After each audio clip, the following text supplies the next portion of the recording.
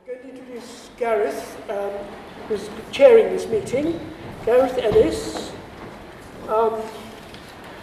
He has from Cranfield University, where he is Energy and Environment Manager.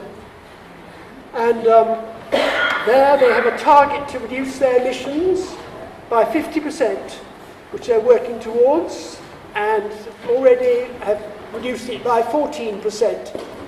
Unless you have targets, nothing happens. And he's had targets also for recycling and other environmental areas. So he's a good example to us, and that's why we're very pleased to have him as our chair this evening. So I will pass over to Gareth, and he will introduce the other speakers and chair the meeting. I'm David Maxwell, one of the people who's organised this meeting, but couldn't have done it without the help of Heather Mitchell and several of our stewards who we've got for emergencies and so forth. I will be saying something briefly near the end, but at the moment we want to hear the speakers, so I'll pass over to Gareth. Thank you, David. Can you hear me okay at the back there? Yeah? Did you actually hear what David said as well? Was that all right? No?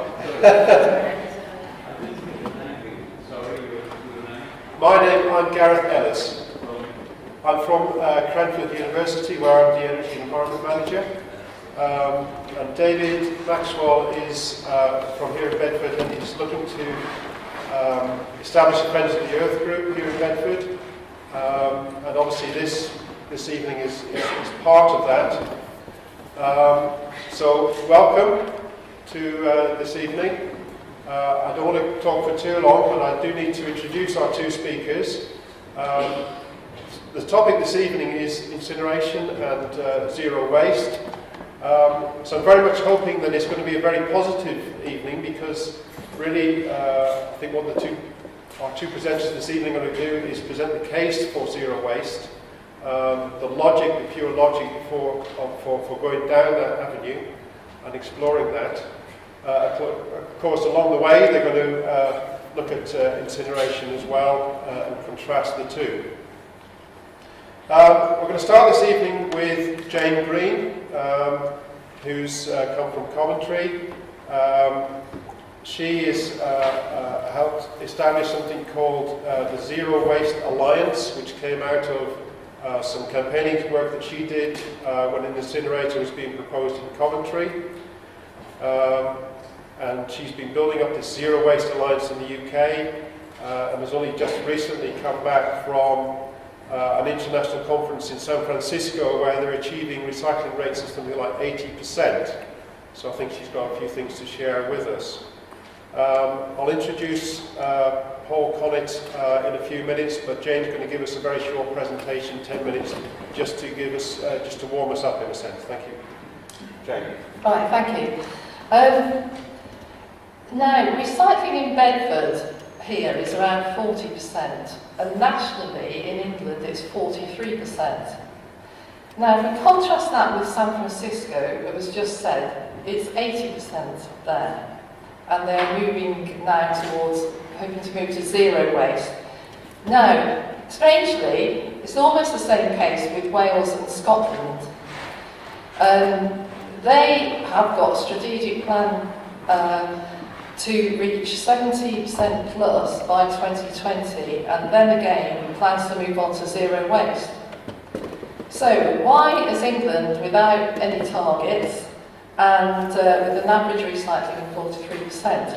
I think what I'd like to start to show with my slides, we want to be able to show Covanta or whoever might come after them that this council, by linking to others, can achieve that 75 to 80% recycling and then go on to zero waste. And Paul Connett will be particularly speaking on that aspect.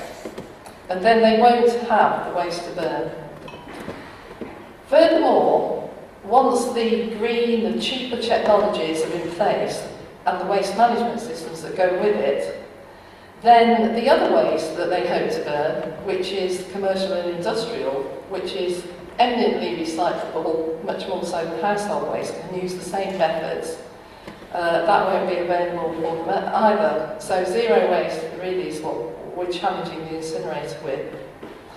In this, there's quite a lot of detail actually, which I won't go into. I'll just bring out the main points in these slides, because it's sort of the result, particularly the graphs, of campaigners, particularly at the moment in Worcester, who are campaigning, who actually sought out and got very reliable statistics and presented them in the sort of hopefully simple form that the waste industry presents them with.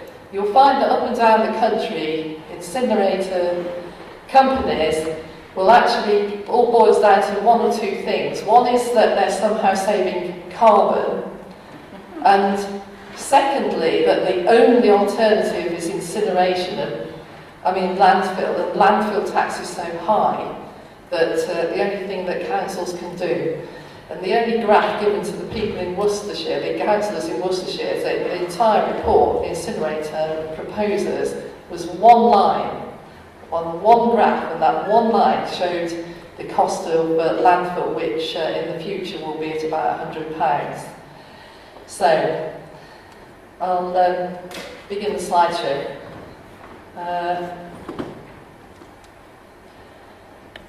Right, well, sorry. First of all, some people might be familiar with the waste hierarchy. This is a fantastic concept really, which has really taken hold. It began really as part of the Waste Framework Directive coming from Europe, and has been adopted here in UK law.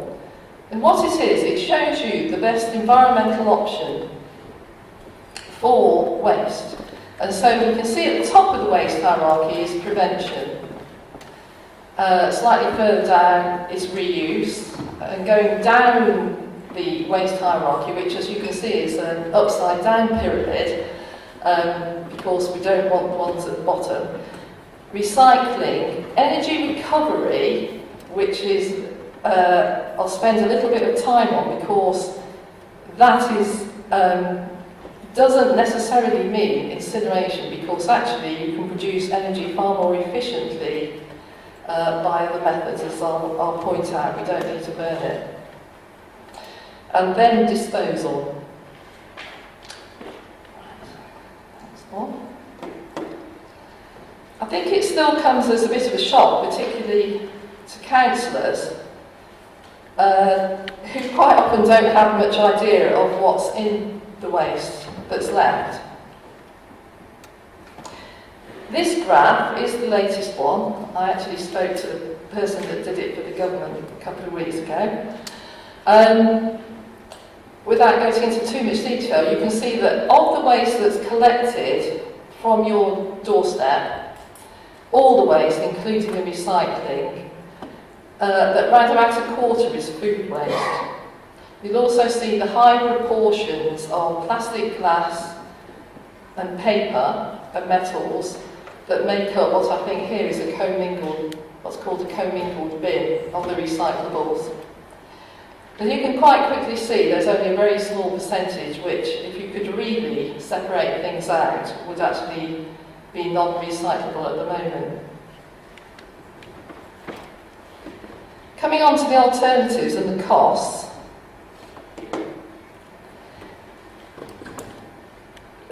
What this shows is that energy for waste, which is incineration, and landfill are both very expensive.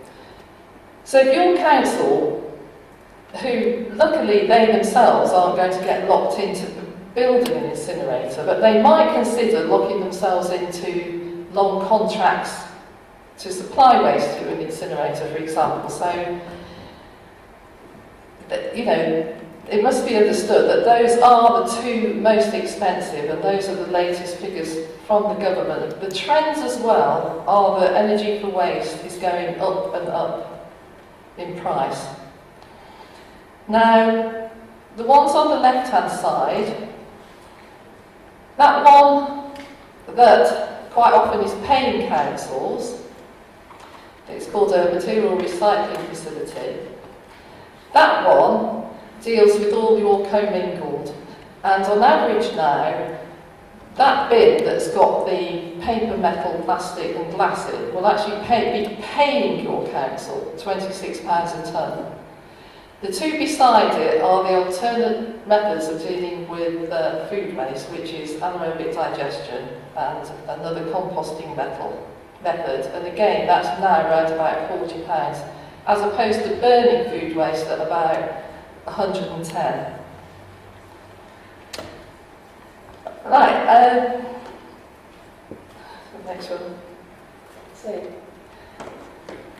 Yeah, just look at the sort of prices that you can get for these things, the more that you separate them out.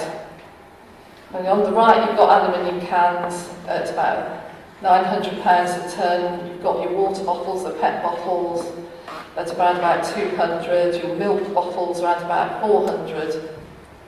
This is what you're burning. You are burning money. Right, don't bother trying to read all that. You can if you get a copy from me. The point here is councils will then deliberately say, that's okay, but we can't afford to collect it. This is now being proven to be absolutely wrong. To actually collect your commingled bin is the same price as collecting your residuals. The cost of collecting food waste is slightly higher in some areas, usually possibly as much as £20 a tonne. But because it's so much cheaper to process in far better ways, the overall costs are a lot lower, and there's various facts about that. Right, I'm just going to skip that one. Right, again, this graph took a bit of verifying all our sources. But when they talk about incineration saving carbon, they're comparing it with the dirtiest coal-fired plants that exist at the moment, which are being phased out in the next few years and are supposed to be replaced with carbon capture if they do have coal plants. So what you can see here is that energy generated by incinerators, even with the newest ones, cannot go below about 300 grams of carbon to produce every kilowatt hour.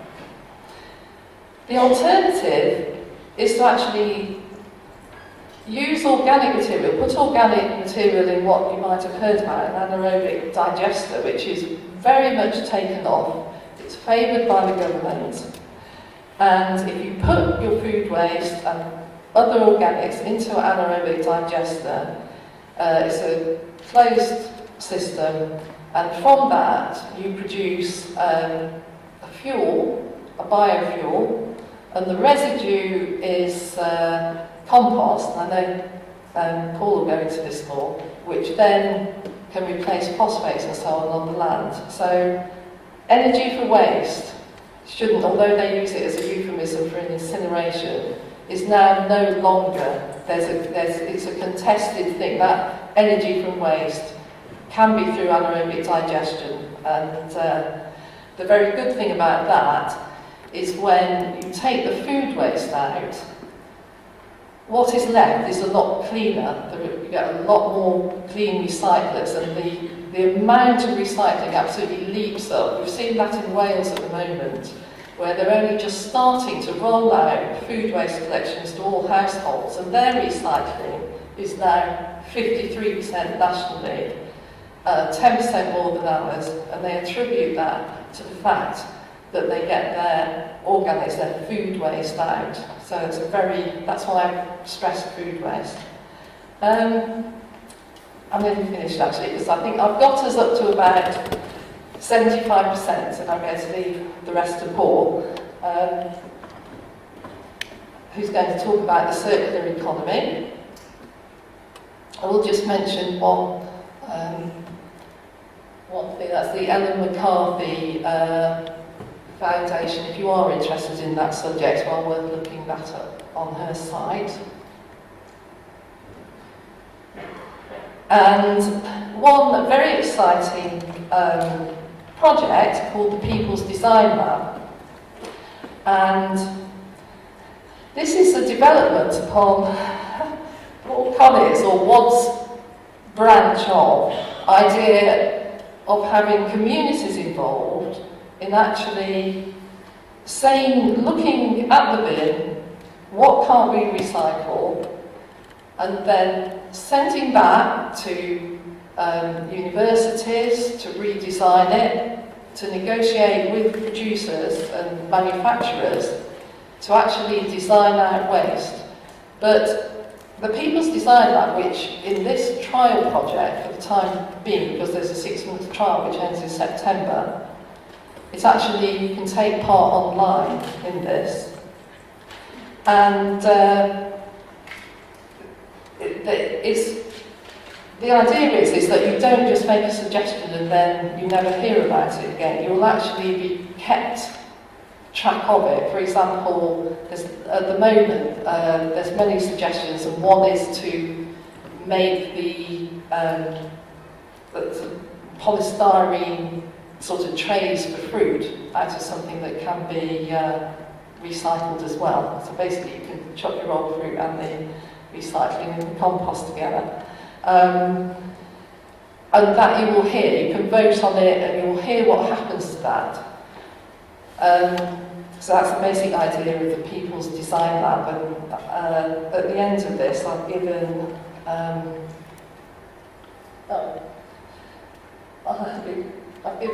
I've given you some links, and the People's Design Lab's at the bottom. And I'm not going to read this, but this is actually the international peer group approved definition of zero waste, and you'll notice it isn't zero waste landfill, as we're being told in some quarters now. It actually means zero waste, and it means nothing to landfill and nothing to incineration. But I know Paul's going to explain how we get rid of that last 20%. Great. Thank you very much, Dave. I think that's a really good start. Yes, please feel free to clap.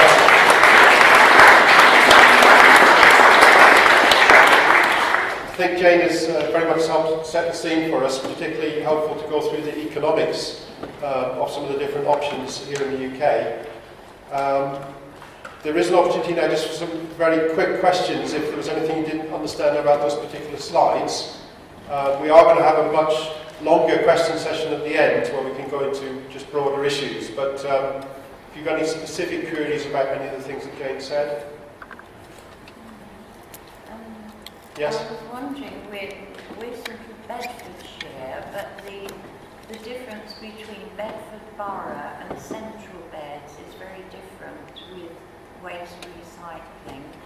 And I live in Cranfield, which you know well. Yes. And we're fortunate enough that we have a brown bin, and although the two different sorts, non-recyclable and recyclable, are emptied on alternate weeks, every week the brown bin with the disintegrating bags, you know, that you can put in, takes cooked and uncooked food for the anaerobic digester. Can't hear, I'm afraid. No, Microphone behind. it's okay. Shall I just? Sorry. It's all right. Shall I just summarise what you were saying? Yeah, I just feel. There's a comparison. Bedfordshire, why? Yeah. I realise there's probably physical differences where you have a lot of flats, Yeah. but I feel that you don't ever get smelly dustbins because every week Yes. it is emptied. Well, I think Jane was making that point, wasn't she? I think they have the same. Actually, it's marvellous, actually, because from what I can tell, you've just confirmed everything, really. Is that if you have those collections for, as Pickles unfortunately called it, it's belly waste. Oh, Yeah, I mean, the thing is, that does hugely increase your recycling, where he then, I feel illogically, then said that you couldn't he wasn't so keen on weekly collections for that. He wanted to carry on collecting the residual waste. And the other factor, possibly, if you have alternate weekly collections of what is basically dry waste, then that has been shown to push recycling rates up. So, I mean, it shows in practice just within these two districts. Yeah, and it's so just for the people who didn't hear at the back, the comment was about the different modes of recycling in central Bedfordshire compared with Bedford Borough, and it's really the same point that Jane picked up between Wales and England, that if you have a weekly food waste collection, it tends to lead to greater levels of recycling, and as Jane was just saying, also if you alternate the general waste collection and the recyclable collection, again, that helps boost it. So there are some good, every local authority in England seems to do it slightly differently, but there's some good experiences to actually sort of make comparisons. And there's just one other point on that at the back. Could you just clarify on how much CO2 the different forms of energy produce, whether gas or energy from waste or anaerobic digestion? Because I couldn't see the graph clearly. Okay. No, it's not on. Oh. I think, Victoria, the basic comparison was that certainly incinerators are roughly about the same as the general mix at the moment in the grid, which is heavily influenced by coal. There it is. Okay, yeah. Yeah, that's right. Well, the one on the left is the current grid that indeed is heavily influenced by coal. The target which the Climate Change Committee comes next have said, and this is the amount of fossil CO2, obviously basically derived from, it might not be directly coal, but I mean burning plastics is only one step away from that. So the fossil CO2 is that in the current grid. That's the target which we need to reach in order to have any chance in the overall scheme of things of keeping the climate change under control. Current incinerators produce roughly 1 tonne of CO2 per tonne of waste that is burnt. Can people at the back read that? That's the current incinerators there. Okay. Yeah, I mean, if you want to know how much it produces, if you get a 300,000 tonne incinerator, you will be producing 300,000 tonnes of carbon a year roughly. But if you're looking at it in terms of how much carbon to produce electricity, which is what the big discussion is around, whether it's a good form of producing electricity carbon-wise, then it absolutely isn't. It's roughly the same, not much different from the coal-fired plant. Now, new incinerators are supposed to be becoming more efficient, but as you can see, that's the very best that they could ever achieve, and that's moving towards 300 grams. Anaerobic digestion produces energy. It's a very efficient form of energy, actually. It's about 60 or 70% or more efficient compared with incinerators, which are about 25. But it's much more than that, because anaerobic digestion, by the fertiliser being used instead of phosphates in the soil, under some circumstances it can actually be classed as carbon neutral. It's actually taking carbon as a whole process, both producing the fuel and the compost, is actually carbon neutral and sequestering carbon from the atmosphere. Thank you, Jane. I think we need to press on. Moving on now to Professor Paul Connett, who's come to us from the USA.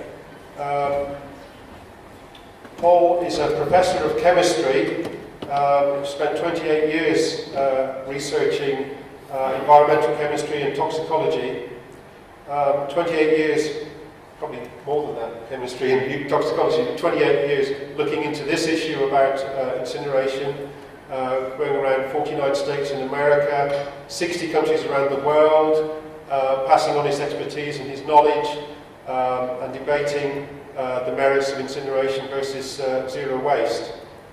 I think we're in for a lively presentation.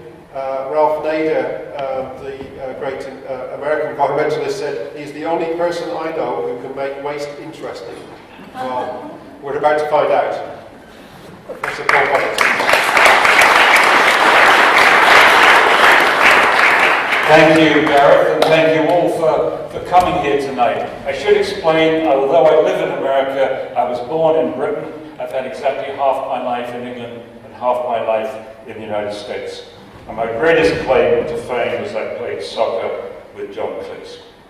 Now, the outline of my talk, a few words about sustainability. If I can't convince you that sustainability is a serious issue, then you might as well go home now, because nothing I have to say is that relevant unless you see the need to fight for sustainability.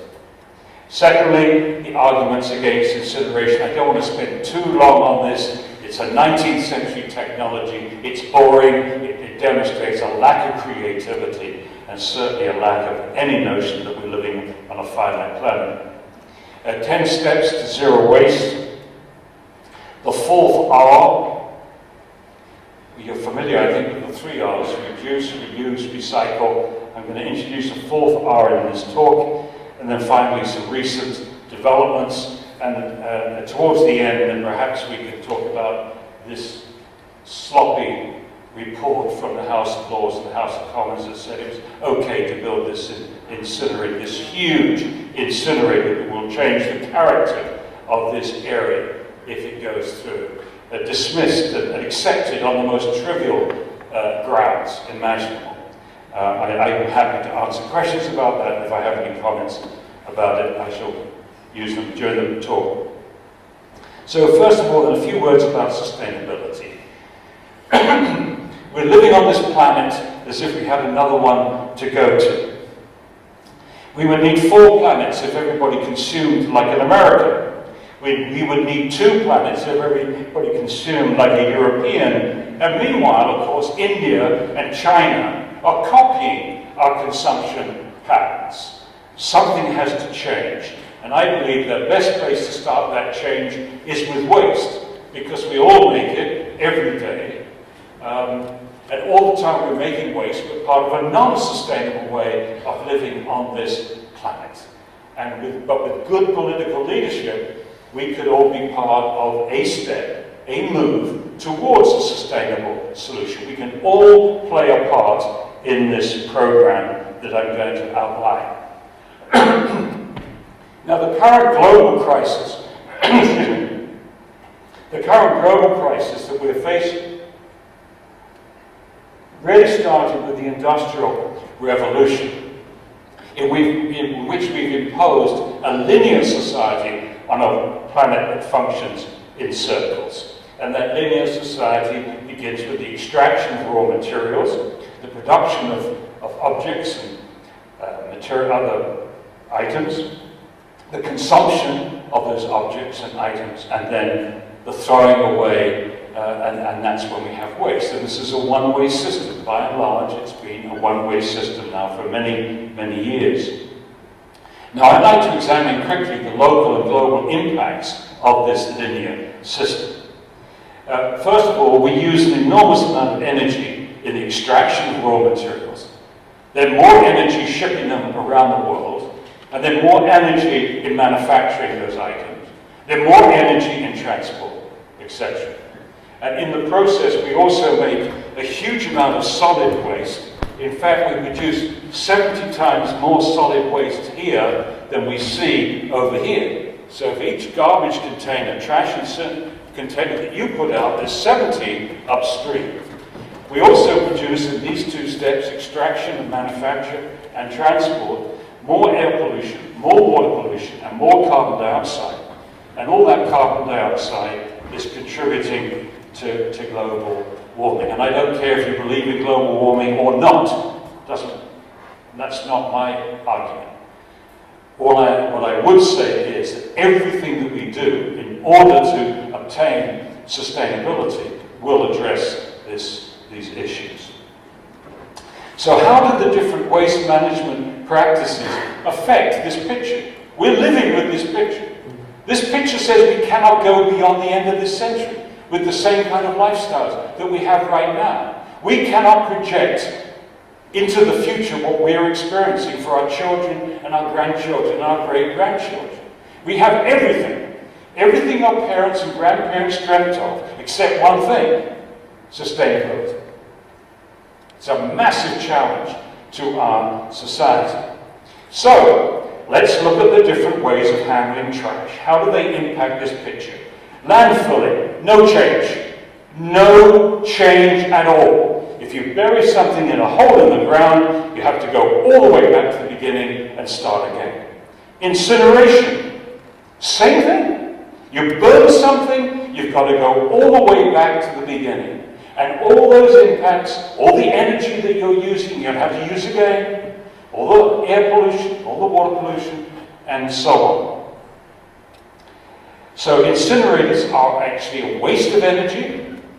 Waste of energy, I'll show you later, it's 3 to 5 times as much energy saved with recycling and reuse compared to incineration. They are a wasted opportunity to fight global warming.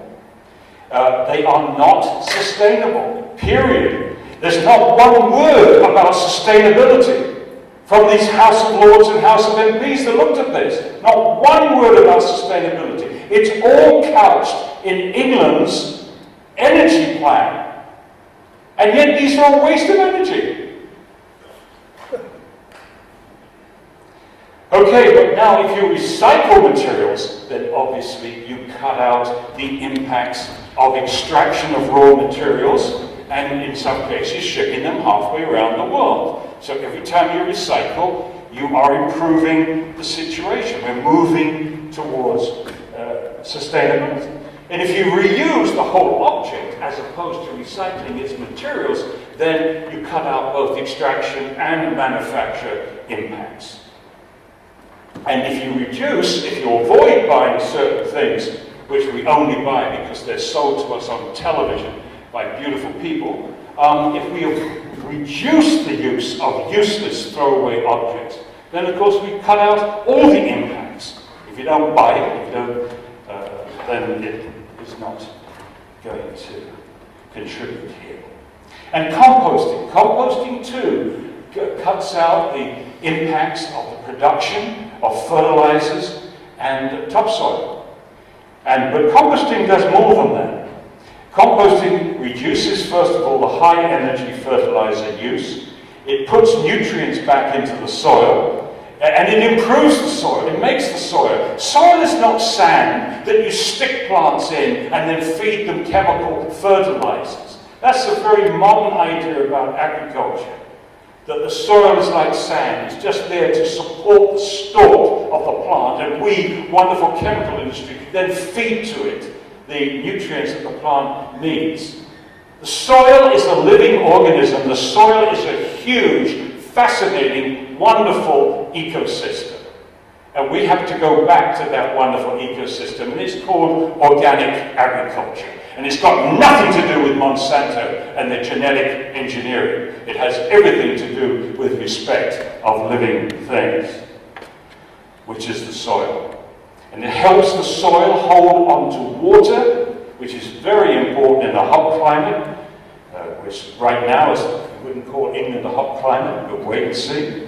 And it holds on to carbon. If you look at this compost here, you see bits of twig, bits of wood. This is all cellulose. This is all carbon. And the moment that stuff hits an incinerator, it's instantly converted to carbon dioxide. Whereas if you put it into compost, it's going to be held in the soil for several months, several years. And there's a little bit more to it. If that soil then produces plants, those plants are sucking the carbon dioxide out of the air as well. So as far as sustainability is concerned, every ton of waste that we landfill or incinerate takes us in the wrong direction. But every time that we compost, reuse, recycle, or avoid, we're moving in the right direction. So whatever the problems, about achieving this zero waste. Whatever the problems, at least we have the satisfaction of knowing that we are trying to move in the right direction, rather than accepting moving in the wrong direction because some company, some foreign company, is going to make money out of us doing it. Now, the arguments against incineration. First of all, it's extremely expensive, and most of that money leaves the community.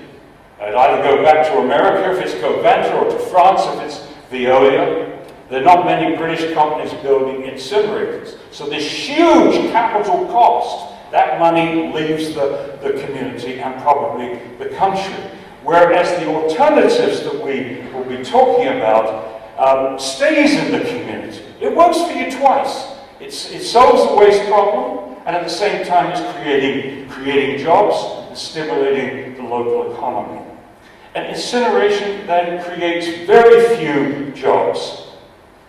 Now here's the most beautiful incinerator in the whole world, Brescia in Italy. This incinerator cost 300 million euros, and for that they produced 80 jobs. I've seen reuse operations with a capital cost of less than $1 million, creating a third of those number of jobs. And incidentally, this is not the end of it. That was the capital cost of building the incinerator. It's since received another 500 or 600 million euros in government subsidies, subsidizing this in the name of waste of energy. I've mentioned that. In contrast, the money spent on zero waste stays in the community, creating jobs. It wastes valuable material resources. Look at the materials that are recovered from a recycling operation here. What do you see? You see plastics and paper and cardboard. All this material would be burnt, wasted in an incinerator if it wasn't recycled. And the value of these items, at least in America, this is the value of recyclable materials in the Northwest, Pacific Northwest. And even with the upturns and downturns of the economy, you'll notice that the baseline value of these recyclables continues to go up and up and up, and it will continue to do so as long as India and China and Indonesia, Brazil, all these huge economies demand resources. Incineration is a waste of energy. Far more energy is saved with recycling and reuse. This table gives you an indication. In this first column is the typical materials that you find in combustible materials, which you find in waste stream. This first column is how much energy you save by recycling. That, if you go back to the pictures I started with, this is the energy in extraction and transport and manufacture. It's what we call embedded energy, the amount of energy you put into the item. So this is you save this when you recycle or reuse. Now this is the amount of energy you get back if you burn the materials to produce electricity. And here is the ratio of how much more energy you save with recycling of those materials compared to burning. And look at this, PET plastics, that's the plastic of plastic water bottles. 26 times more energy is saved by recycling those compared to burning them. And even the mixed plastics is 10 times more. So you build incinerators essentially to get rid of plastics because you don't know what to do with them most of the time. But it's actually an environmental crime to burn plastics. And yet we have governments lauding the building of incinerators to save energy, when if these laws could just read the English language, they would know that it's a waste of energy. Incineration is inflexible, and long-term contracts track communities into uneconomic situations. Inflexible. To pay back the capital costs of building an incinerator takes 25 years. That's 25 years of tipping fees. They work it out, how much they're going to charge per ton to send to burn in the incinerator. And the communities, they usually have to sign a contract saying that they're going to deliver this tonnage on an annual basis for the next X years, 25 years.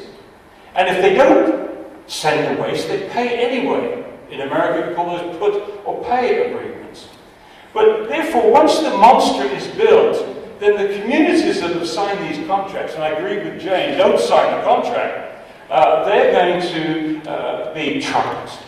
And there's a famous quote from the former director of waste management in Europe on the BBC Panorama program, who's saying basically, once you build these incinerators, you have to feed the monster. You have to feed the monster from a large area. Now this incinerator here is so large, 1,500 tons a day, I believe, so large that it cannot get enough waste from Bedford or the county. It's going to have to import waste from a long distance away. And that's politically very unattractive to citizens.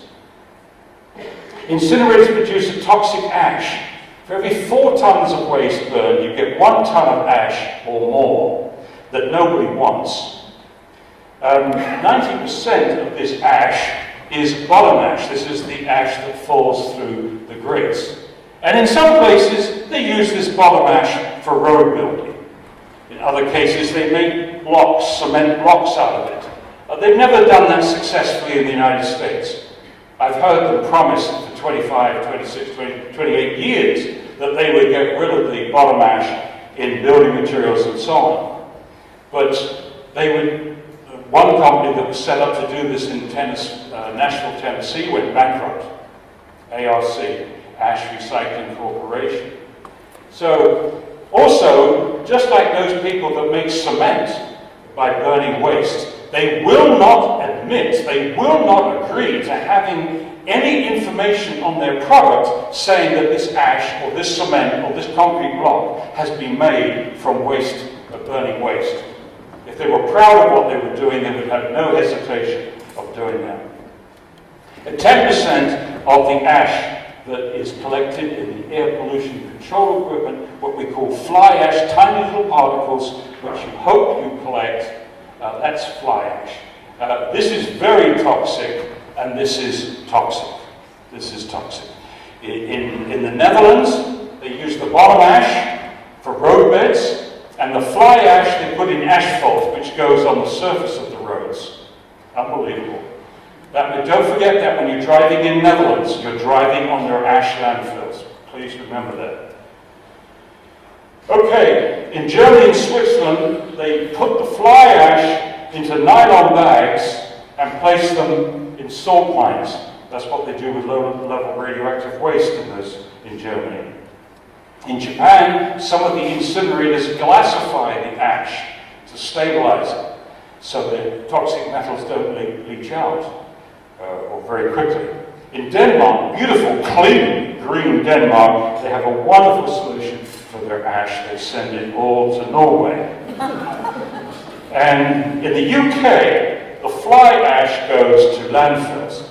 Now, some of you may have tremendous confidence in the ability of the UK government to regulate these nasty things called incinerators and landfills. I urge you to see the movie Trashed to see how much you can rely on your government when it comes to regulating the industries which they actually support.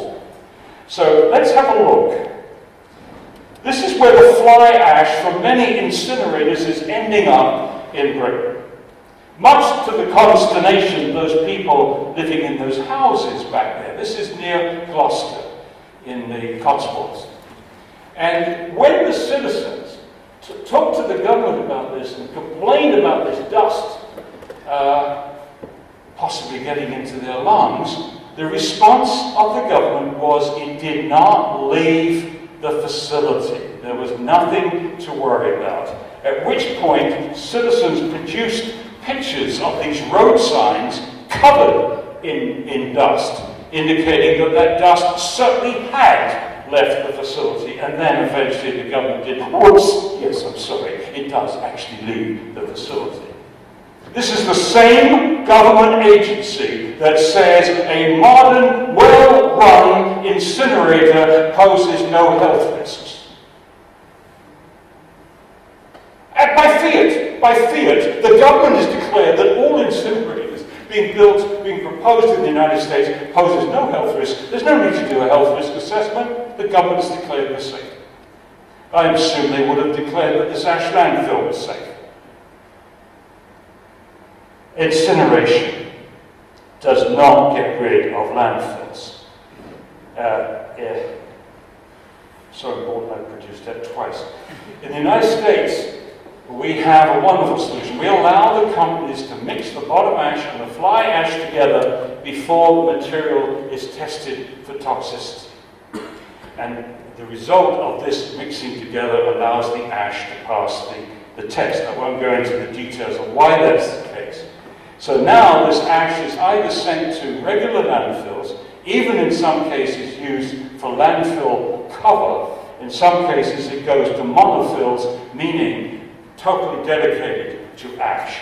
And I want you to see then an ash landfill totally dedicated, a landfill totally dedicated for ash for the company that is proposing to build in your community, Covanta.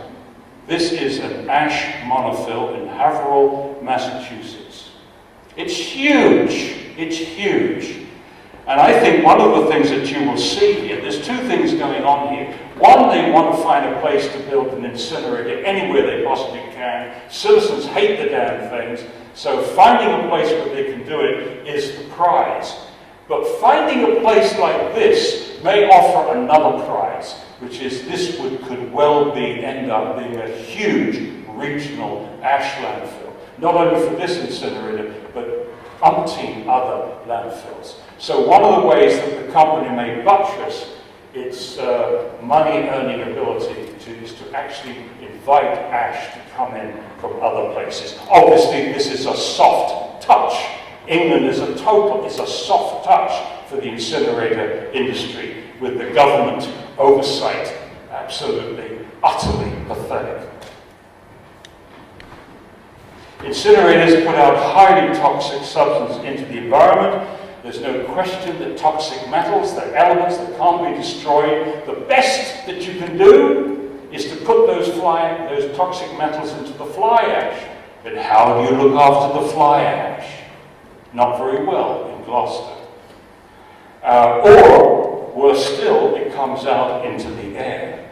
Secondly, in the burning process, you produce extremely toxic substances, some of the most toxic substances that we've ever made in a chemical laboratory, namely the dioxins and the furans.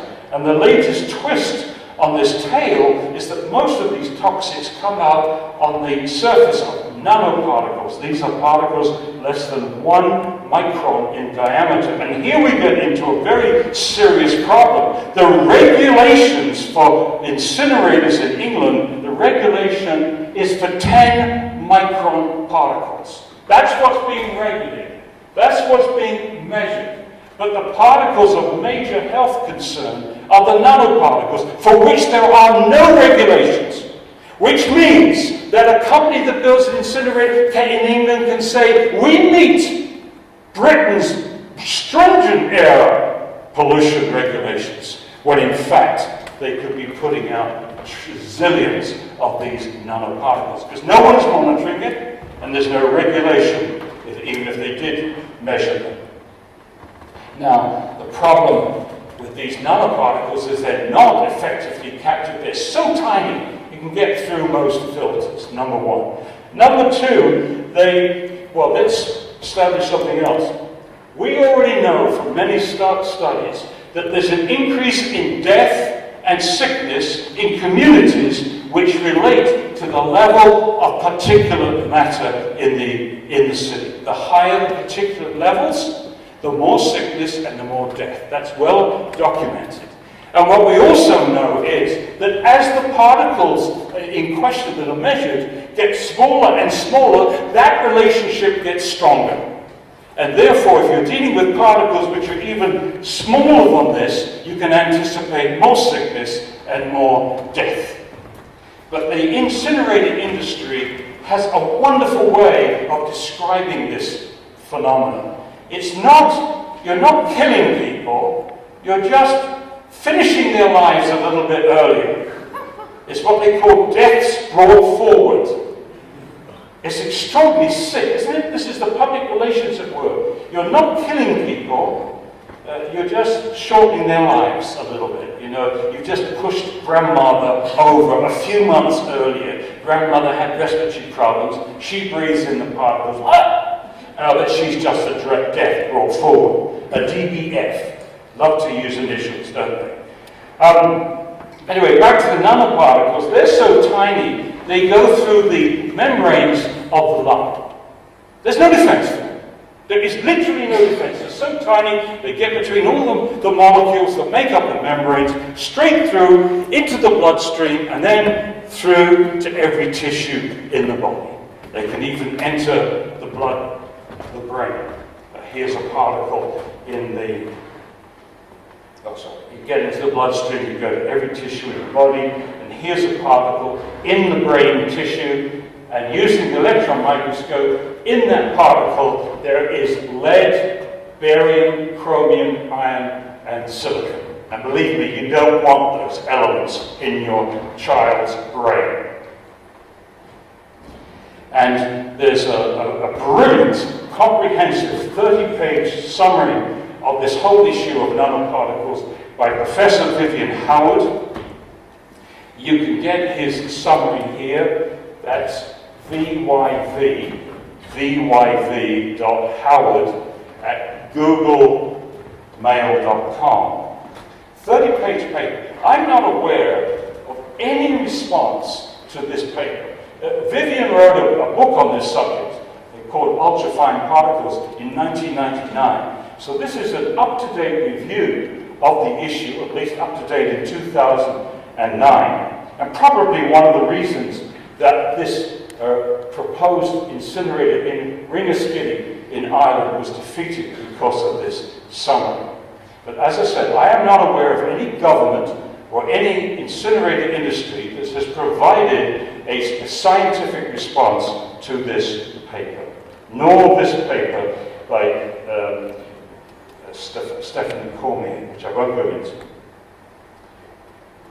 But let's change gears. Even if you could make incineration safe, you would never make it sensible.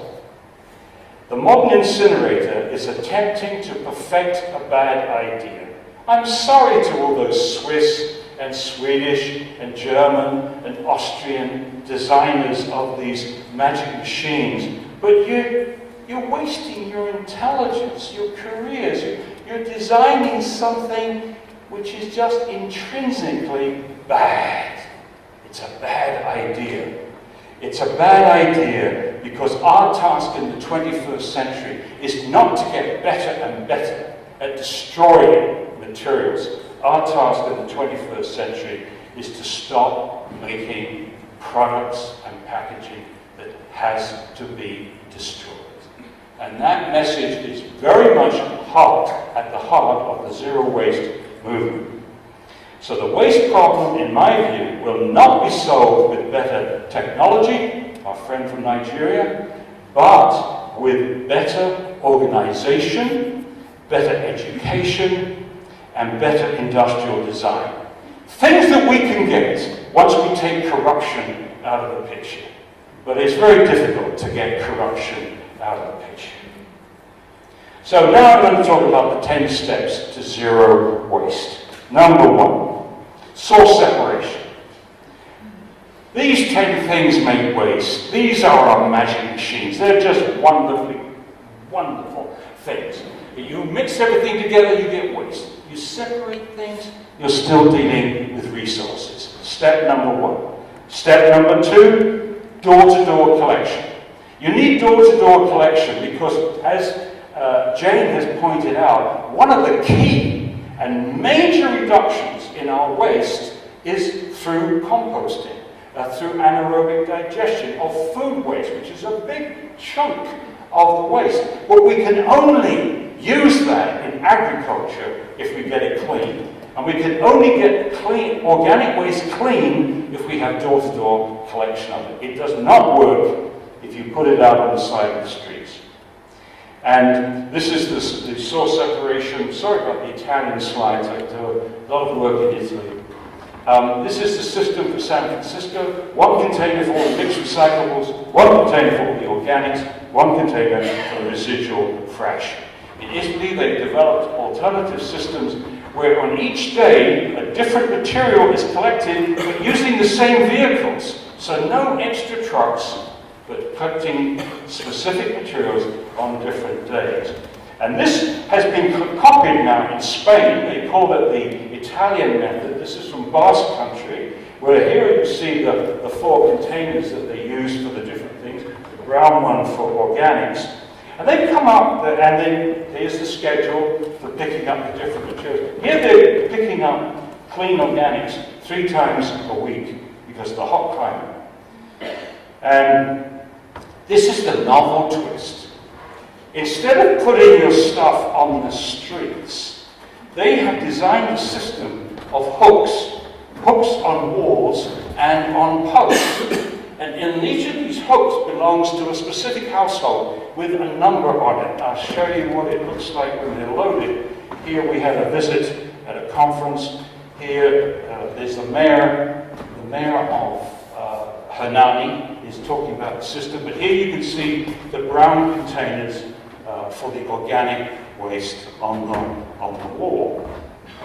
And let's see. And here, there is a number here.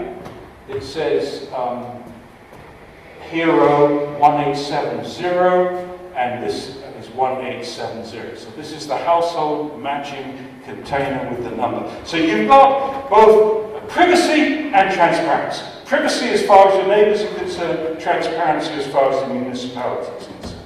Here you see specially designed posts if you don't have a wall.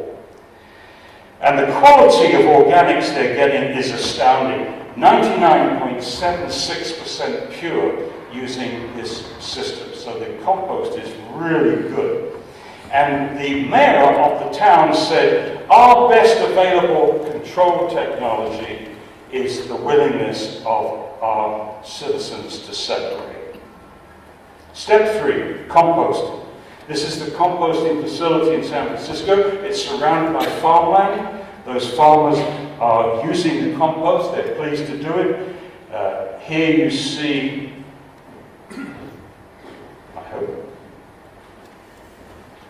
Oh, there you see the compost being applied. Here you get some rather large tomatoes which have been grown in the compost. It takes about 3 years to really get to maximize the yields with this material. And there are also those fruit and vegetables going back to San Francisco. And over 200 vineyards are using this compost to grow their wine. Here you see the application. Here is the compost. Some of the compost is being used to grow the vines themselves. And here you see the compost is also used to support the cover crops between the vines.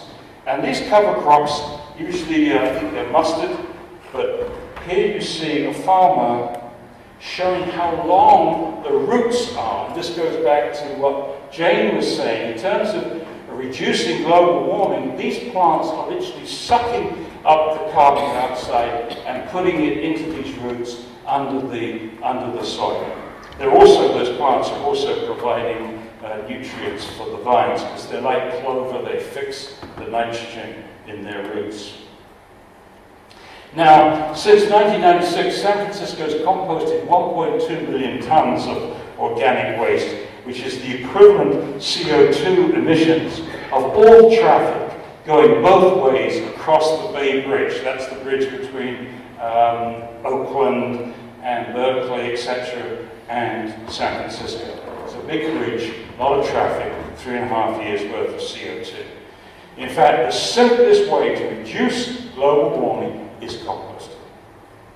If somebody calculated that if every city did what San Francisco was doing, we'd reduce the global warming gases by 20%.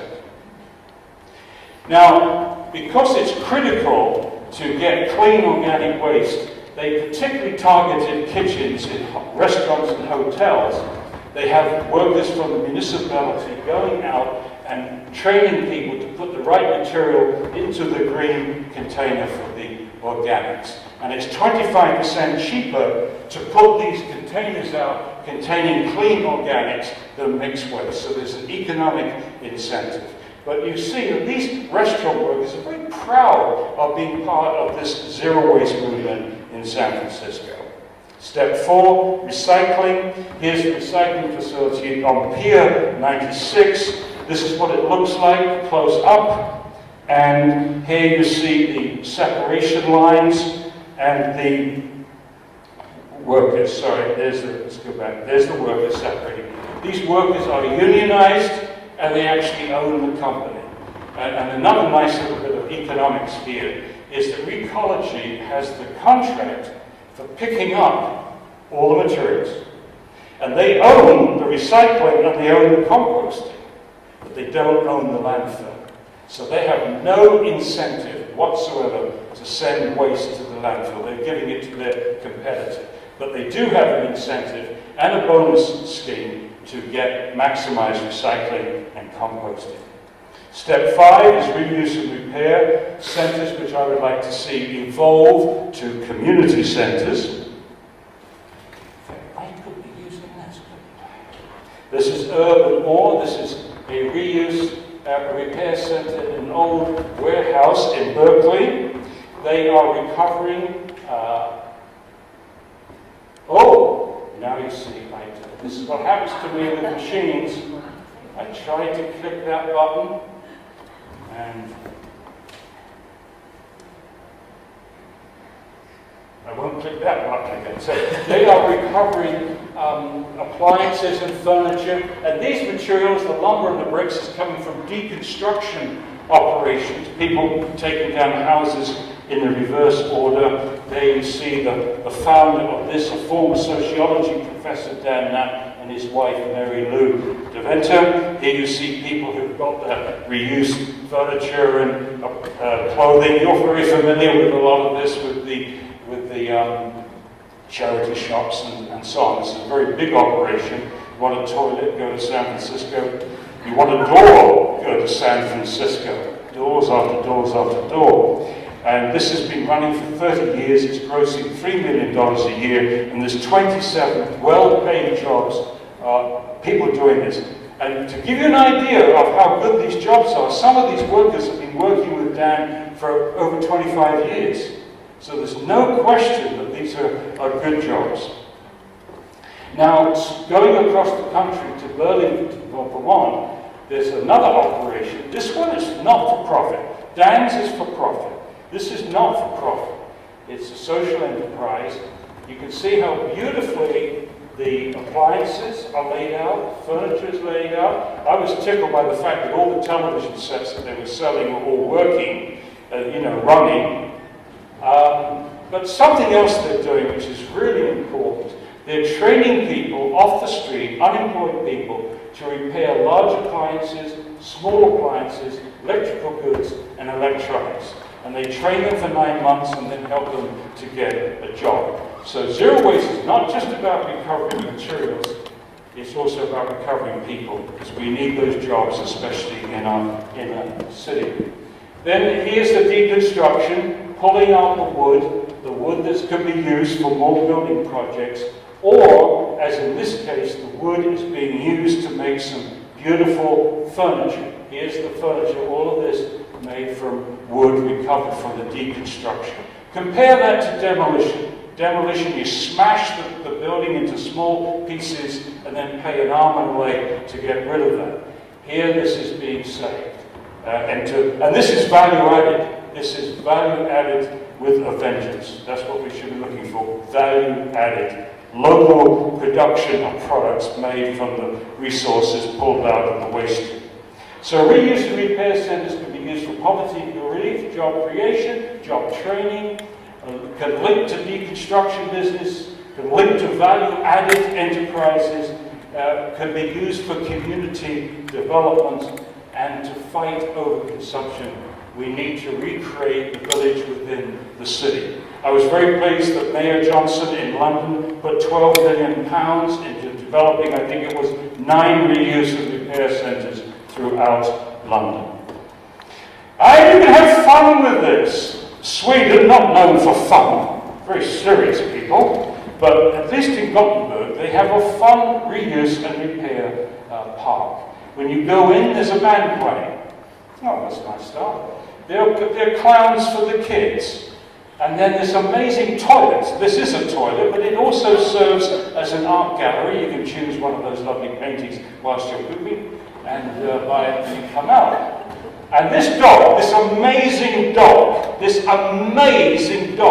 can separate mixed waste into 6 different categories. Now, if a dog in Sweden can separate into 6 categories, I think we can assume that most average people in England can separate into 3. Here you see a lovely layout of the flea market. Very high grade.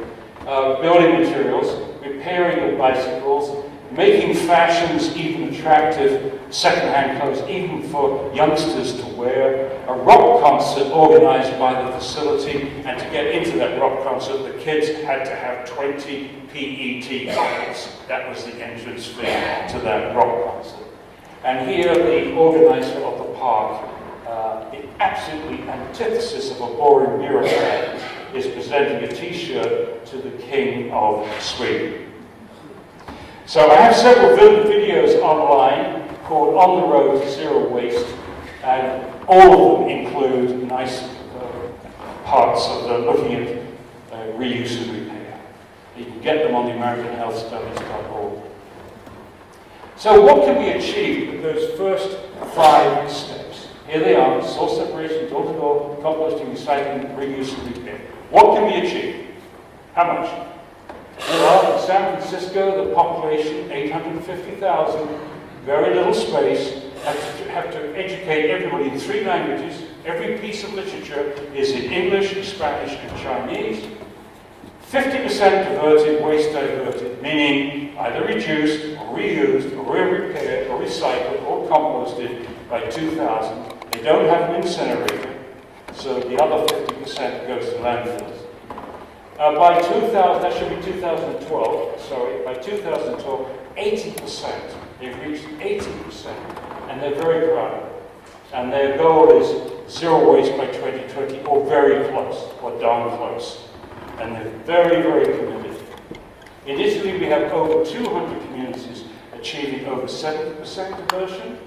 Some very quickly. For example, Novara in Italy, population 100,000, 70% diversion in 18 months. In Salerno, near Naples, 72%, that should be in 2 years. And the whole province in Belgium, the Flemish-speaking part of Belgium, Flanders, population 6 million people, is getting 73% diversion. That's the whole Flemish-speaking part of Belgium. And they're doing everything. Very creative. They're even giving chickens to people. I don't know what you do with the chicken in a high-rise building, but in a low-rise building, they eat the little things in the garden. And 73%. That's pretty good. We have to minimize the residual fraction. So we're now going to step 6, is waste reduction initiatives. In Ireland, they put a 15-cent tax on plastic shopping bags. In 1 year, the use of those bags went down by 92%. And the other 8% put 12 million euros into their recycling fund. In Ontario, Canada, they've been using glass beer bottles for over 60 years. Here you see some of them being recycled. Here, the only difference in the beer bottles is the paper label that's stuck on them. And 98% of the bottles are being recovered. Each bottle goes around 18 times. It's saving the company money. There are 2,000 jobs involved in the collection and cleaning of those bottles. And this is not costing the municipality anything. This is a zero waste operation. And it's been going for 60 years. Italy, Several supermarket chains allow you to fill your own bottles. This store in Kapanari, in Marbles, they have 60 taps for detergents and shampoos, taps for olive oil, taps for water, taps for milk, taps for honey. Refill your own containers, and my favorite, the Vino Rosso, Vino Bianco. You come in, you grab a glass, you try the first one. There are strings behind telling you where the wine is produced, and then you can try the second one, and then the third, and the fourth. It can be a bit dicey after that. My favorite place in Italy. When you get the bottle of wine, it costs €2, I believe. Pretty reasonable stuff. No plastic bags. If you don't have your own reusable bag, you can get one made of jute or cotton. And in the schools in Kapanari, they're taking all the plastic out, which is what we should be doing all over England. Take the plastic plates, plastic knives, forks, spoons, and cups, everything out of our cafeterias, whether it's in a high school, a university, or what have you. It's absolutely unnecessary, and let's please use tap water instead of bottled water, especially if you live in a non-fluoridated community. If you're living in a fluoridated community like Bedford, then of course you are forced to drink an alternative source of water. That's pretty sad and stupid. Zero waste babies, reusable nappies instead of disposable nappies. They can now be made as convenient to use as the throwaway kind. Saves a lot of money. The average parent is spending between $1,000 and $2,000 a year in the United States putting a baby through disposable nappies. Step 7, economic incentives applied at the local level. In this system, the organics are gratis, no extra, no surcharge. The recyclables are gratis, but the residual fraction, the more you make, the more you pay. And this doesn't have to be complicated. In Seattle, many years ago, when they first introduced this system, you could choose whether you were going to use a large container, a medium-sized container, or a small container for the residuals. But the difference was, if you chose the big one, you paid more money each month. A very simple system. But in some communities, like this one in Italy, Villa Francadasti, went from a diversion rate of 70% to 85%, just introducing this single method, this pay-by-bag system. And the expert on this is Roberto Cavallo in Asti. So now we've done the first 7 steps. Now we can get up 85% with this. Now we want to edge closer to 0. Now we're getting to the tough area. And this is where step 8 is the most important step. If we're interested in getting to 0 waste, we can use the other steps to beat an incinerator. An incinerator gets 75% reduction by weight. We can beat an incinerator without all that costly expense. But if you want to go further, we need this step. And this is the residual, and we'll do this in 2 parts. First of all, the residual screening facility. This is built in front of the landfills in Nova Scotia. No waste can go directly into the landfill. It must go through this screening facility. Now here's a photograph. This is a photograph near to Halifax. You see Otter Lake in the back. Otter Lake. This is the landfill, and this is the screening facility here. So the trucks cannot go directly here. They have to deposit their material there. And here is a close-up of the facility. The trucks arrive here. This is where the separation takes place. This conveyor belt takes the dirty organic fraction to where that dirty organic fraction is composted, and then the compost is stored for a short amount of time in windrows here, and you can see the landfill at the back there. So here's the mix, the residuals coming in plastic bags. Those plastic bags are put on conveyor belts, and I've taken to a bag opener. This is not designed to crush anything, just open the bags. And then after magnets, the bags are separated by paid workers. Notice how well protected they are. Obsolete. They have protection for their breathing. They have hearing protection. Obviously, goggles, hard hat, and gloves. So these workers pull out more recyclables, more toxics, things like paint cans, solvents, but the dirty organic fraction, the diapers, kitty litter, is not touched. That goes all the way to the end of the conveyor belt, and that's through here, and now over here it is shredded. This time it is shredded. And the shredded material, which consists of a lot of non-recyclable plastic items and the dirty organic fraction, is put in these long troughs with concrete walls, and at the top of these walls are steel rails. And along those steel rails run this turning system. And this has two functions. One, it aerates the compost to keep it aerobic, and secondly, each pass shifts the material a little bit closer to the end. So after 21 days, the material that starts in one end of the trough ends up in the other end. After 21 days. Here it's cooking in the troughs, and so what we're doing here is not producing a compost to sell, because this is dirty stuff, it's contaminated stuff, but to stabilize this material above ground so that when it goes underground in the interim landfill, it's not belching out methane and odors and creating leachates. And this is what the landfill looks like. At the end, you notice no birds. So they're doing a fairly good job of stabilizing that organic material. So the second part now comes to very much close to what Jane is involved in, the People's Laboratory, People's Design Center, People's Design. This is the Zero Waste Research Center. And the idea is to build this Zero Waste Research Center inside this facility to study this non-recyclable fraction. And hopefully we can involve professors at the local universities who are interested in sustainability, better industrial design, advertising, all kinds of things, to study this non-recyclable materials.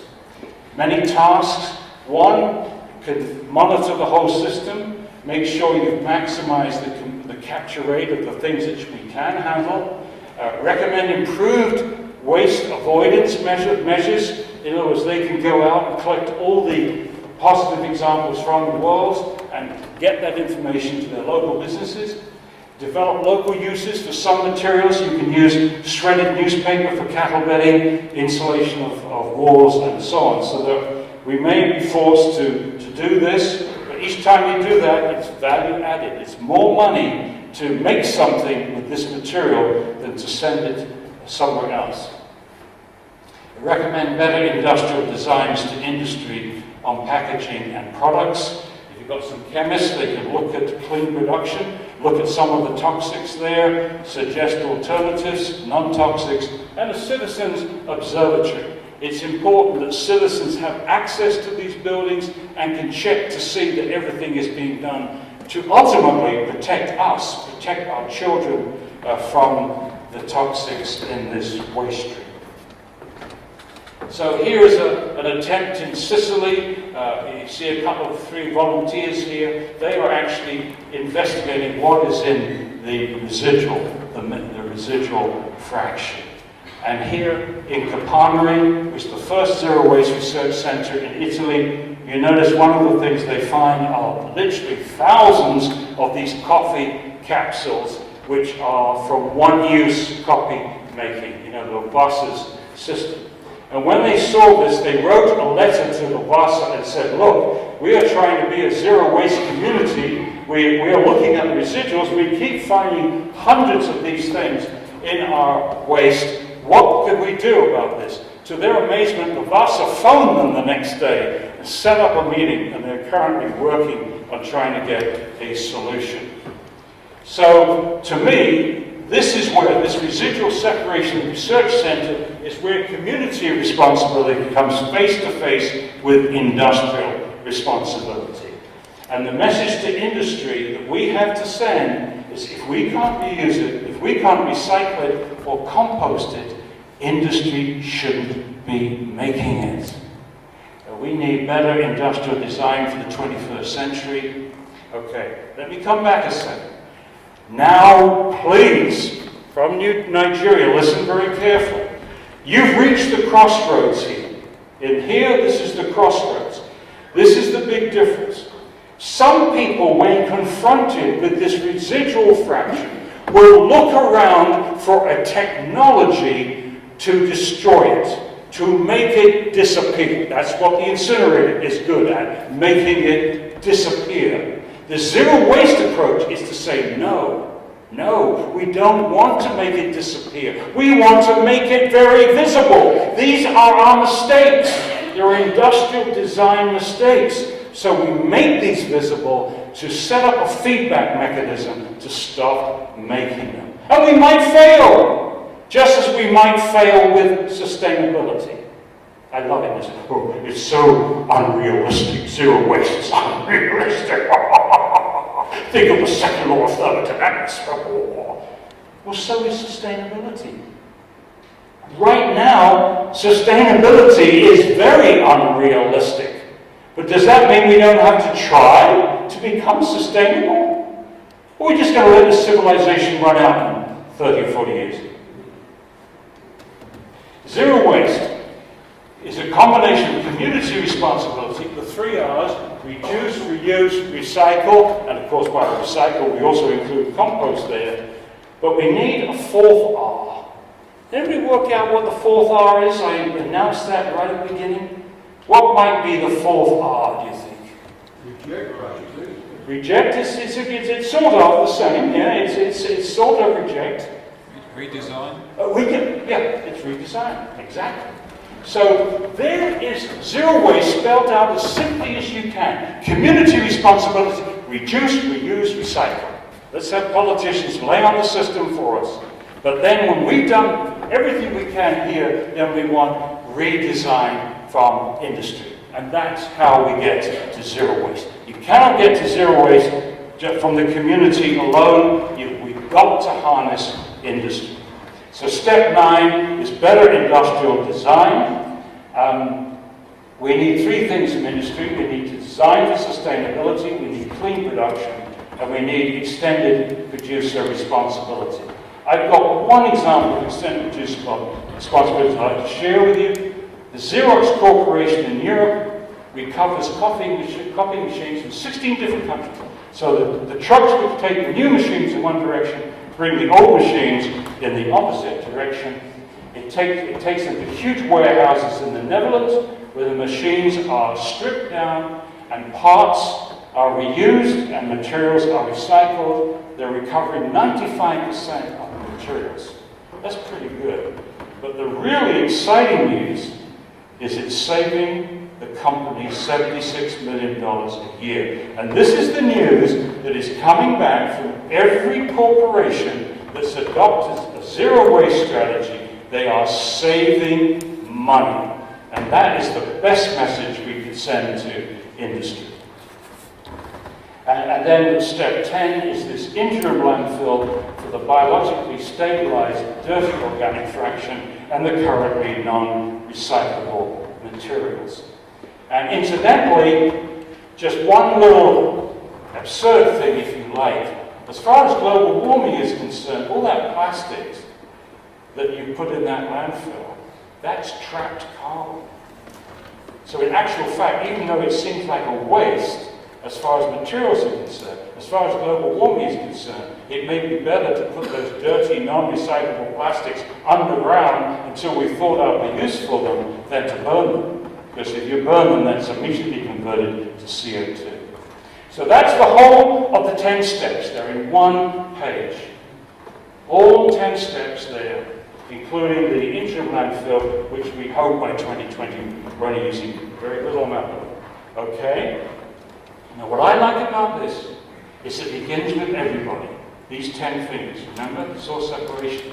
But by the time you've got to here, you're using the brightest minds that we can get. Our professors and students and our industrial designers. No, you're not. What? No, you're not. No. Society's being irresponsible if they don't reject industry, because they won't do it in 7 years. It's been programmed since 1950 that this is wrong, and you must not do it. Yeah, okay. But there are some younger ones, there's some younger ones coming along who want some future. So we've got to hope. I agree with you. There's every reason to be pessimistic, but it doesn't mean we give up. Now, for me, the door-to-door collection is the springboard to zero waste, and zero waste is the springboard to sustainability.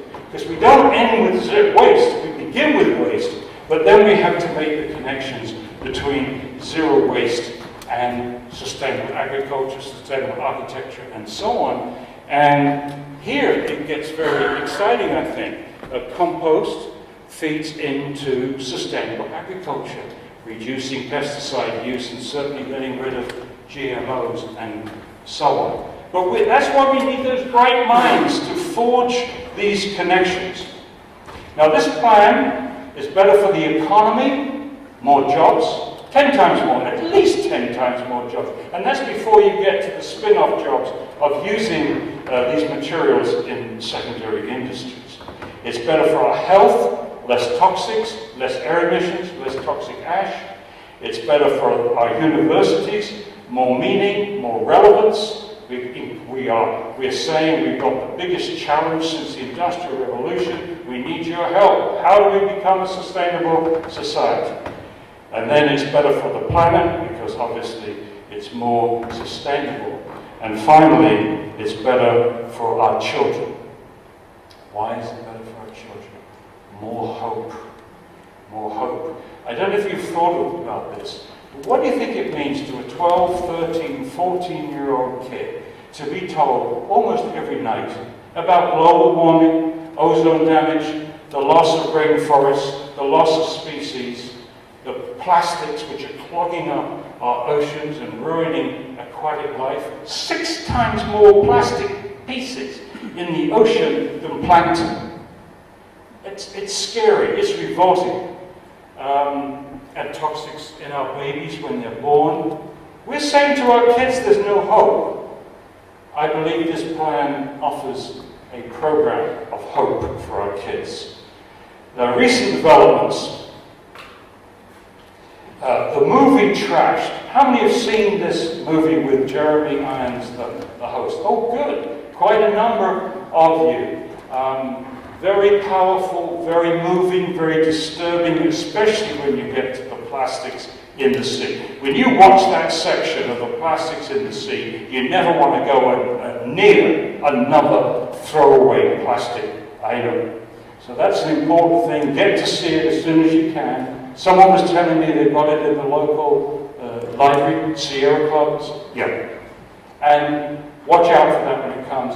Now this is a book that I've written with others, and it will be published in October if all goes well. And the subtitle is coming from that movie. It's called Untrashing the Planet One Community at a Time.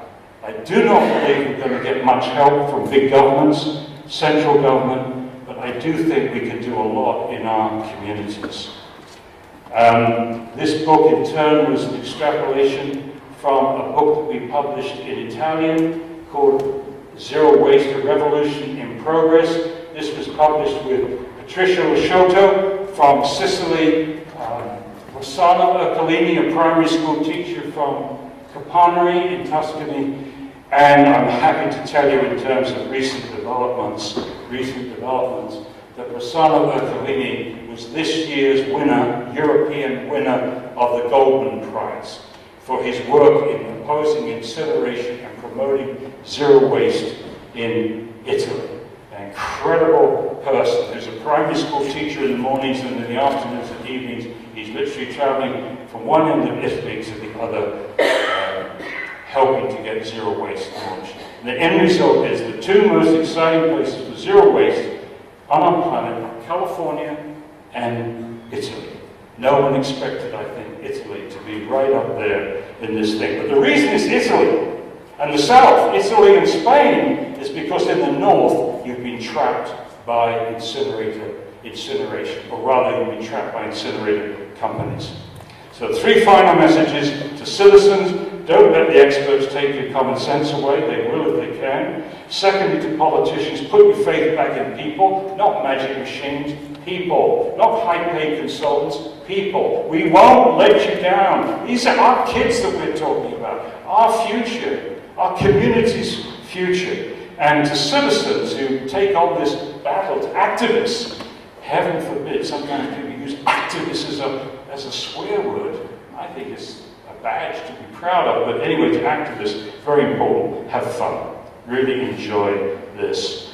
In the 1960s, we had a slogan, the Vietnam Peace Movement, make love, not war. Now we have a war on waste, so we have to slightly change this to make love, not waste. Make love, not waste. Trouble is, as you get a bit older, it becomes tough. I did a good job in the 60s, but I'm running out of whatever. So for the older ones amongst you, then make friends, not waste. That's what we need to do. And lastly, if you haven't heard this before, God recycles, the devil burns. Now, I have finished the formal part of my presentation. I'm now ready to give my feedback on this. And basically, I would say this. I do not understand that the word sustainability is not mentioned once in this. It's all done in terms of the Great Britain's infrastructure, and I'm absolutely amazed that you can have a serious discussion about Great Britain's infrastructure without using the word sustainability. So what dominates this discussion is energy. Energy. That this is acceptable to these lords and MPs, this project in Bedford, because it's contributing energy. And when it was pointed out to them that these monsters compete with recycling and reuse and repair and composting, this is what they said. The two councils, at least your councils were on your side, Bedford Council and your county council. The two councils argued against technology to be used in the proposed facility, that's the incineration. Covanta intend to build a power station. Don't call it an incinerator, call it a power station with energy provided from waste. We noted arguments about the likely impact on local recycling, and that recycling is higher in the waste hierarchy. Remember what Jane said? The hierarchy? It isn't just recycling. In the hierarchy, at the top is waste reduction, and then reuse, and then recycling, and composting, and then you get to energy recovery. So, we noted arguments about the likely impact on local recycling, and that recycling is higher in the waste hierarchy than incineration is. We note, on the other side of the argument, however, that the Covanta plant will provide the substantial benefit of a contribution to national energy policy. And that creation of energy from waste will divert waste from landfill, which is in turn lower in the waste hierarchy. So this is the way the waste hierarchy from Europe is being corrupted. It's being used to promote incineration, which is just above landfilling. And so the object, and the same with the surcharge that we're putting on landfills, it's driving from the bottom up when we have an opportunity to drive from the top down. And what you're looking at here, this is in conjunction, the same sloppy, superficial thinking, is the same as we have from DEFRA. You have a surcharge on landfill. Oh, well, of course, England didn't do anything about recycling and composting for years and years and years, and finally there's a crisis, and so we put a surcharge on landfilling. And it's increasing at £8 a tonne a year. Right now, this year, it's £64 a tonne. Now, to be fair, in some communities, they've used this penalty to really push up their recycling and composting rates. This is good. Some councils are getting over 50%, 55%. But for other councils, they're being intimidated. They're scared stiff now that this cost of landfilling is going up and up and up. And all of a sudden, incineration, the most expensive way of handling waste, becomes economically attractive. This is economic madness. Now, I had a meeting with DEFRA a couple of years ago when I was here before. And in the meeting with DEFRA, I said, look, you've got this surcharge on landfills. You're not using it for ash. The ash is not subjected to this surcharge. I said, but all this money for the surcharge on landfilling is going to the central government. And it's disappearing in the general exchequer. Nothing is going back to the councils. I said, if you're serious about the waste hierarchy, you need a combination of surcharge for the bad things and a rebate for the good things. So money goes from the councils to the central government for doing the wrong things, which I would include incineration in that, and goes back from the central government to the counties for doing the right thing. For every tonne you reduce, every tonne you reuse, every tonne you recycle, every tonne you compost would be a rebate. And you would make this fiscally neutral. So the same amount of money that's going to the central government is going back to the counties to do the right thing. Now, if you applied that simple economic model, you would drive everything the right way. But now what is being used by these sharks to build incinerators, and you're one of the victims of that. I think that's all I have to say. Now, perhaps I can pick up more stuff with questions. That's great, Paul. Thank you very, very much.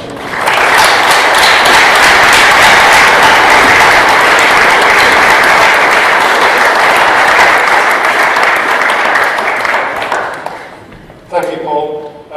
As I said at the beginning, what I was hoping this evening would bring would be this contrast between incineration and zero waste. And I think the thing about incineration, certainly as prescribed by Cavanta, is that we need a realistic alternative to present to the politicians, something that we can work on.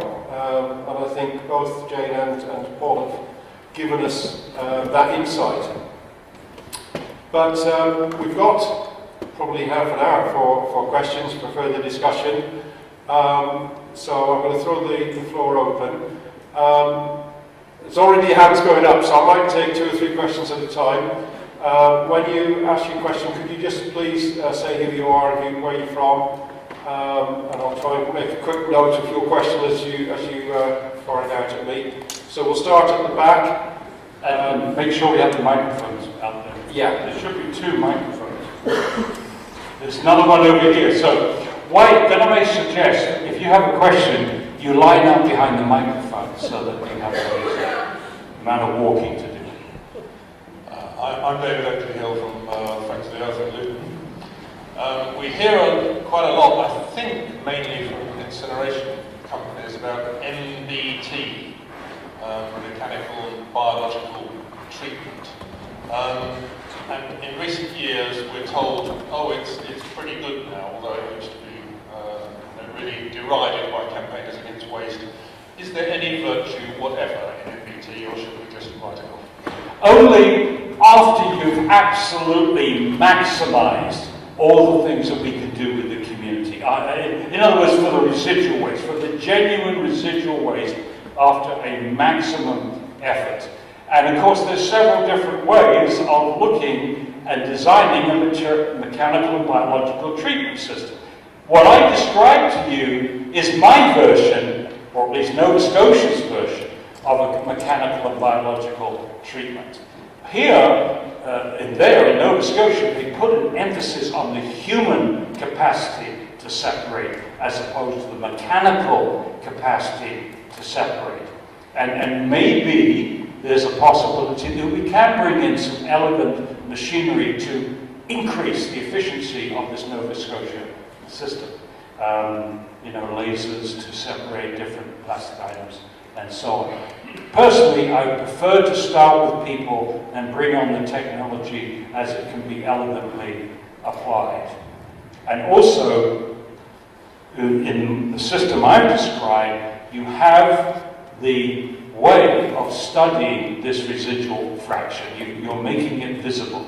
I'm frightened of the mechanically and biological treatments that munch and crunch and then produce something at the end. We have learned nothing from that, just like we've learned nothing from incinerators.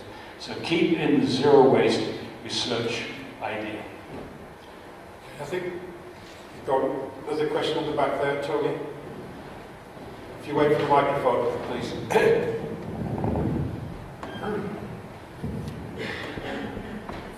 Thank you, Professor Collett, for a vivid and compelling performance. Tony, if you could just tell everybody who you are. My name is Tony Mitchell, I'm from Bedford.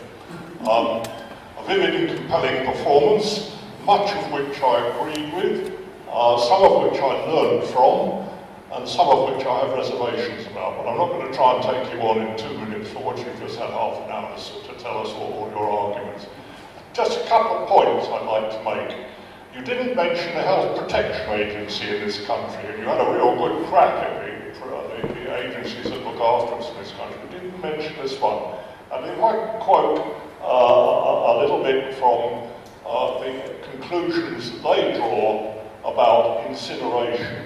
They say that waste incineration contributes a very small impact, and they backed that up. They said that in 2005, and they backed it up again in 2009. And this was based not on the wild sort of stuff that the paper you quoted from, but based on a study of cancer incidence among 14 million people living near 72 waste incinerators in this country between 1974 and 1987. So that was a pretty thorough piece of work. I think we must clock that up as perhaps us doing a bit better over here than you are suggesting in your talk. The other thing that I've mentioned that they said was that concentrations of air pollutants due to modern incinerators are very small, 0.03% compared to background levels of air pollution due to traffic, which is 27%. So should we be attacking traffic rather than this initially? We might get a much better return on it. Ban diesels, get people to drive a little less like Jeremy Clarkson, and we might make some progress. Well, certainly it would be good to reduce traffic emissions, but traffic is not an alternative to waste management. So you'd still be left with the problems of waste management. The trouble with the analysis that you produced, it's another example of garbage in, garbage out. The monitoring in Britain of the dioxin emissions from incineration has been absolutely pathetic. There is no requirement for continuous emission sampling. I'm not talking about monitoring now, but there are systems in the world which require you to take 2-week samples of gas and then do that 26 times a year, and then you've got some measure of how much dioxin has come out over a whole year. The British system, I believe, once a year, you take 3 6-hour samples. And if, when you're measuring those 6-hour samples, there's an upset condition, then you stop the measurement. The companies usually get about a month's notice before these measurements are made. So you're getting 18 hours of ideal data, and then you're extrapolating that to 8,000 hours of operation. And I would also like to, do you believe for one moment that these government agencies have a completely neutral stance on the role of incineration in British policy, or are they very supportive of incineration and do not want this technology to be removed from the mix. And I have a reason to phrase it that way, but I'd like to get your feedback. Do you think you are getting objective, really objective science from this agency? I have no reason to know one way or the other. No. It's difficult, isn't it, from the outside. I had the benefit of going to speak to DEFRA, that is involved very much in creating, supporting various solutions. And I was bewildered at how vociferously they argued for incineration at this meeting. Vociferously argued for incineration in this movement. And nothing I could say could dislodge this bias towards keeping incineration in the mix. Thank you, Paul. I think Jane has something to add. Yeah, a couple of things. I mean, I did have personal experience when I went to the Environment Agency just to look up the emissions and how often there were breaches on the incinerators in the West Midlands. And at the end, I said, well, just as on another subject, what about nanoparticles? And they said to me, they said, well, actually, we're expecting you people to come after us about that next, because they're not monitored, which is what we were saying before. But on the Health Protection Agency, I mean, they make very sort of guarded statements about, you know, we don't think it's likely that there's going to be significant health effects. And there's actually a study, they have actually been moved to do a first study on the effects of emissions from municipal waste incinerators on the unborn child and the effects, whether there's increase in stillbirths and I think spinal bifida and this sort of thing. And in fact, if you just Google Health Protection Agency study into municipal incinerators, it will come up, and the results of that aren't due out until next year, 2014. So I mean, I think you know, there's a long way to go in getting proper information. Interestingly, I mean, like all the other risks that local councils take if they're actually building an incinerator, you know, we actually sort of said to them, well, is it really a good idea to build it before the Health Protection Agency study is out? And the attitude is very much, we'll cross that bridge when we get to it. You know, that's the attitude. Okay, thank you, Jane. I think there were some questions on this side, but before we take another question, David's got something to say. I'm going to take this, Dave.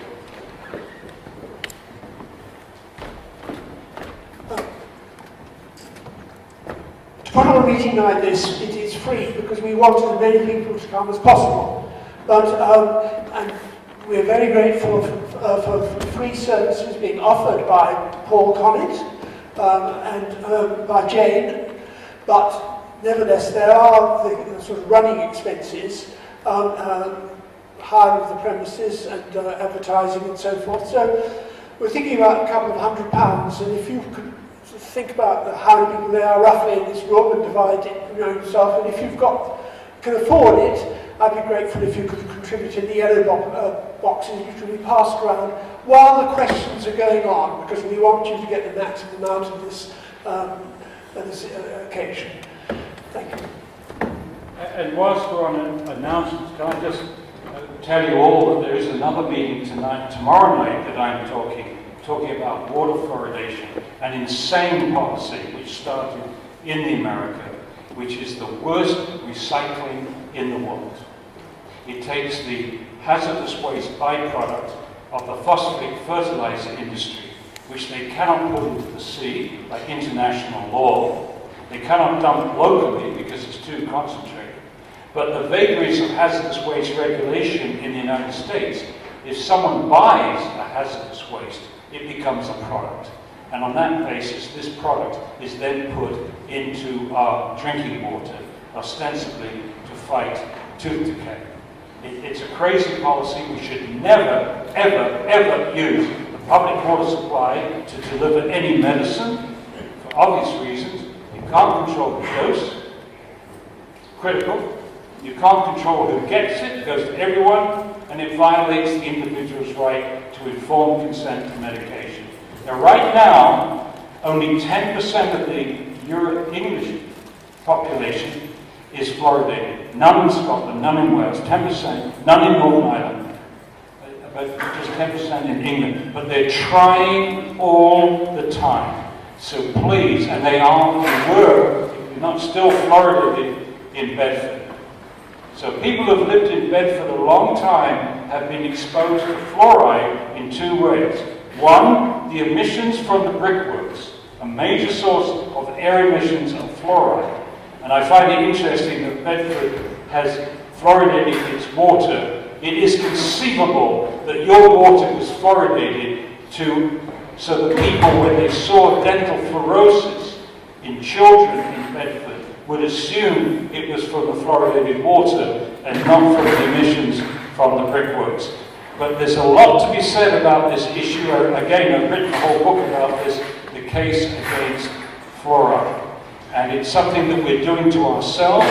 It's something which is totally unnecessary. Even the promoters of fluoridation now admit that fluoride's benefit is achieved topically. It doesn't work by swallowing it. So when you put it in the water, it works topically. If you want fluoride, brush it on your teeth and spit it out.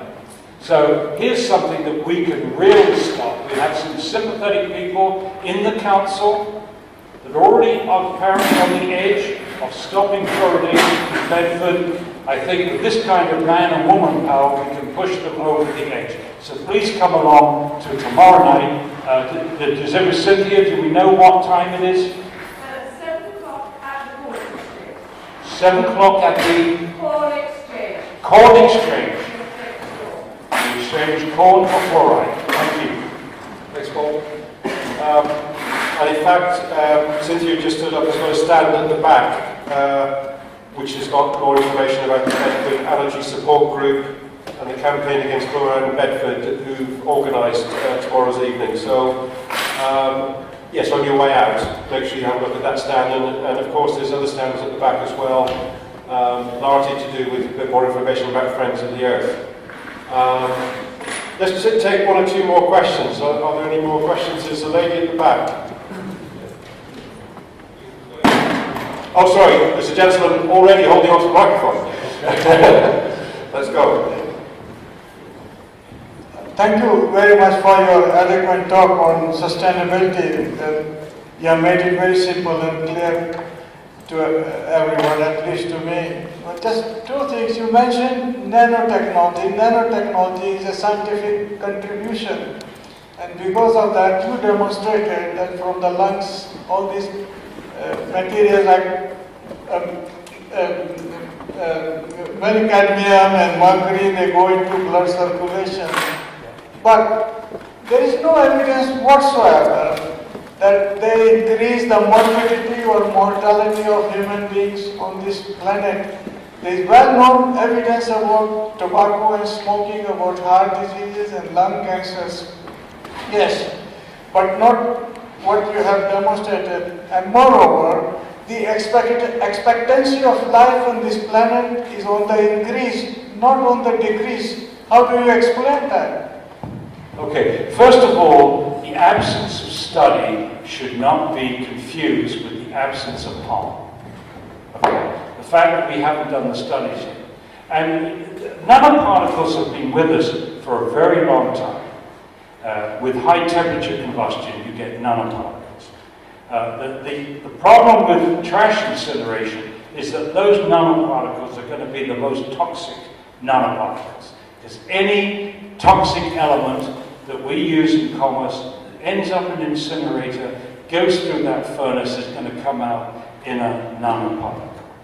Now, you're right. We have a phenomenon called nanotechnology. And I've spoken to medical research people who were involved in the research program, who worked for biomedical companies that developed nanoparticle delivery systems for medicine, precisely to get them through membranes. But because we were using nanoparticles in everything from tennis rackets to shaving cream, somebody asked the question, is there any biological properties, any toxic properties of these nanoparticles.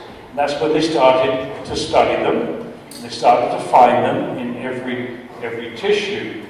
And that gave birth to a new subject called nanotoxicology. And yes, it's an ongoing study. But I think, you mentioned smoking and lung cancer. How long did governments around the world defend smoking? We had advertisements from doctors, 20,000 doctors say, smoke Viceroy, or smoke this, or smoke that. So for years and years and years, we were poisoning our public, poisoning our citizens. And all the time the governments did nothing. They were waiting for the definitive study. But the definitive study was not coming because the tobacco industry was blocking it. The tobacco industry, for every study that came out that showed harm, the tobacco industry would find studies which didn't find harm. Then look at lead. Look at lead in gasoline. My first environmental toxic issue in the 1970s. When doctors and researchers had the temerity to suggest, one, that exposure to lead produced over mental damage to young children, the people that brought their kids into hospitals because they were damaged, and it became clear that lead caused irreversible brain damage, then some scientists said, well, what about the levels of lead that don't lead to parents bringing their children into hospital because they're displaying these gross symptoms? Aren't there lower levels of lead that are causing these, that could be causing subtle, irreversible mental development? And no, the industry muddied the water and governments didn't do anything. And eventually in 1979, Herbert Nigelman published the definitive study. And then they started to take the lead out of gasoline. And as they took the lead out of gasoline, very clearly you saw a one-to-one relationship with the lead falling in children's blood in the United States. Now, because of these experiences, of waiting and waiting until you've got a scientific study which withstands the economic interests of muddying waters, we have a thing called the precautionary principle. You don't wait for absolute proof before you act. And what we're talking about here is exposing the whole population to something. And you're right, nobody has actually proved yet that those particles that we find in the spleen, in the liver, in the kidney, and in the brains are doing any harm. But I think it's like if you threw a monkey wrench into a Rolls-Royce engine, the chances of improving performance are probably unlikely. And I think the same applies to these nanoparticles. But now let's get to the point of where I switched the switch, which is even if you could show me that these nanoparticles were safe, it still doesn't justify incinerators because they're not sustainable. And what has happened in my 28 years, can I say this, in 28 years, I got involved because of dioxin. I was absolutely shocked to discover that simply by burning household trash, you produce dioxin. And I studied that for years, published papers on it, showed the build-up of dioxin in the food chains, showed that 1 litre of cow's milk gives you the same amount of dioxin as breathing in the air next to the cow for 8 months and so on. So in the late 20th century, the issue about incineration was toxicity. And I would argue today the issue about incineration in the 21st century is sustainability. Why is our society spending so much money and so much political effort building machines which destroy materials instead of taking a fraction of that money and recovering materials and sharing them with the future? Thank you.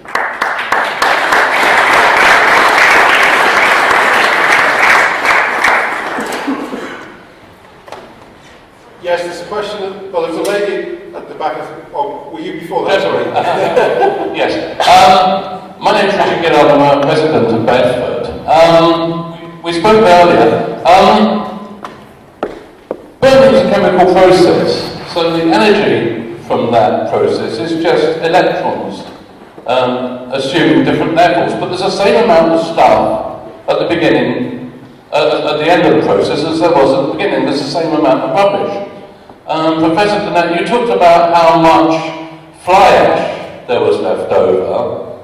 To me, it's not the fly ash that, as a resident of Bedford, that's my main concern. It's everything that's going up the chimney and straight into the air that I breathe. And it is going straight up the chimney into the air, because there's nowhere else for it to go. If it doesn't go into fly ash, it goes into the air we breathe. People seem to, we're talking about all these finer points of nanoparticles, but that's where it goes. And of that, carbon dioxide would probably be the least worrying thing, because we know about carbon dioxide. I mean, we have that around for a long time, but it's everything else. We don't know what we're burning. We haven't a clue what's going into those things. If we can't separate to reuse and recycle, how are we going to separate to burn stuff? Yeah, it's true that total mass, this is the chemistry, no matter is destroyed or created in a chemical reaction. And burning is a very complex, but it's a series of chemical reactions. And as I mentioned, the visible mass of the stuff that's left over is the ash, the bottom ash, and the fly ash. And so what goes up the stack? And you're right, all the carbon, all the organic carbon in your waste stream, whether it's wood or paper or other natural materials, is going to end up as essentially carbon dioxide, water vapor, if there's any nitrogen oxides, any sulfur oxides, any chlorine, it will come out as hydrogen chloride, or these very complex organic molecules which are synthesized. Now, if you were arguing with a chemist on this issue that was pro-incineration, he would point out that there are many toxic organic molecules that we deliberately make which are toxic, things like pharmaceuticals and pesticides and so on. And he will argue, or she will argue, that the byproducts are far less toxic than we started with, and this is some kind of benefit, overall benefit. That those structures which make toxic things or useful things, which we call in chemistry organic molecules, with heat are broken down to the vast majority of the products are fairly harmless. But it's the very small quantity of very toxic substances which are also produced, which gives us a problem. So I don't think it's so much a mass issue, other than the ash, but I think the breaking up of this matter into trillions and trillions of particles which contain toxins and can penetrate into biology, that to me is a problem. Thank you, Paul.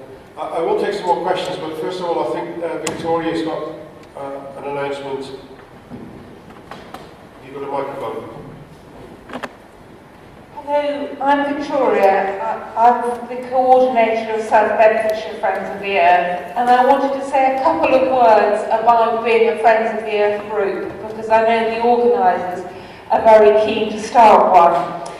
First of all, I have to do a very quick plug for UK Win, UK Without Incineration, which is a network of 100 groups across the country, including a lot of Friends of the Earth groups, who are fighting incinerators and have had some amazing successes. And their coordinator is incredibly helpful. And if you need any knowledge or research, they're walking encyclopedias. It's incredible. But what do Friends of the Earth groups do? What's the point of one? We cover the wider range of sustainability. We join up the dots.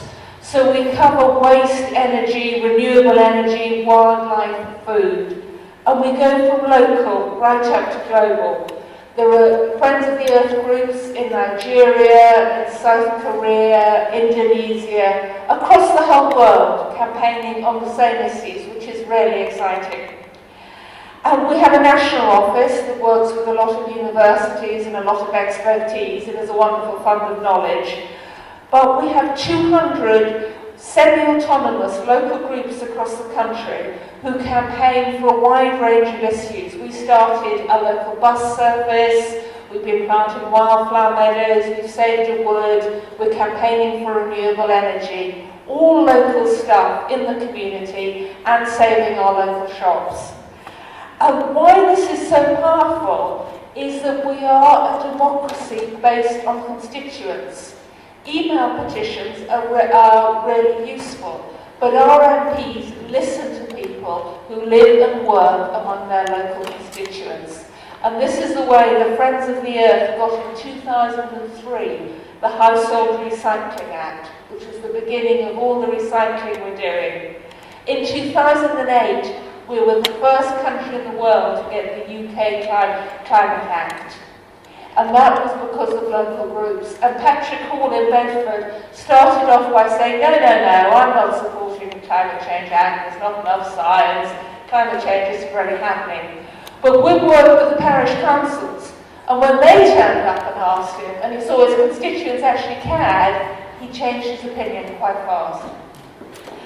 Now we're campaigning on 3 main campaigns on bees, because they support wild. If you campaign for bees, you support wildlife. It's also about sustainable food. We're campaigning for renewable energy because it's better to have clean British energy than depend on gas coming in from the Middle East, quite apart from all the challenges of climate change. And we're also campaigning on resource use and particularly mobile phones, where the resources for mobile phones come from, because bits of Indonesia are being trashed to get the tin for mobile phones. So we have a lot of briefings on the back about waste.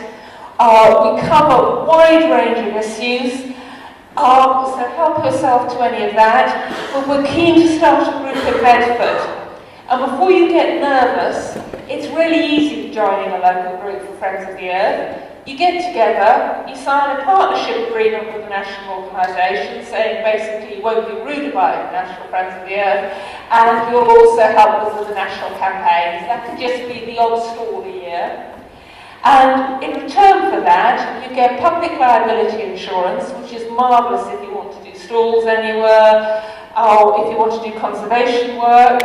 You also get access to a fund of up to £1,500 that can support campaigns and public meetings and expertise, and you're part of a network, and you can play your role being part of 200 groups across the country, really doing something about sustainability, about waste, and about global warming. So please sign up and join Bedford Friends of the Earth. Thank you. Thank you, Victoria. So, Victoria, am I right in thinking that if people are interested, that there's an opportunity to sign up at the back? Yeah, okay, fine.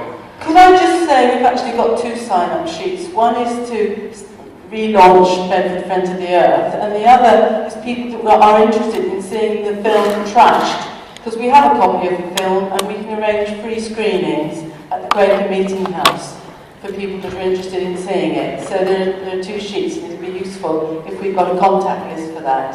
Thank you. Thanks, Heather. Right, we've got another question. And my name is Gordon Shepherd from Bedford, and my point actually picks up on something this lady has just said. Professor Conant, you seem to have no faith in central government in this regard. You have emphasised on several occasions the need for community action. Your message seems so compelling. Why is central government, big government, not picking up on it? I think first of all, big government usually doesn't listen to me. Did I tell you the story about when I came through the Department of Environment here in 1986? Let me tell you something. 1986, I had visited Germany, at the request of a company that was recycling plastics. They wanted me to see what it looked like. And in the process, they showed me several incinerators, and they also showed me the source separation that was going on. This is 1986, and Heidelberg, at that time, had a 3-containment system. One for recyclables, one for compostables, and one for residuals. Just like San Francisco is now, and several communities now in the United Kingdom have.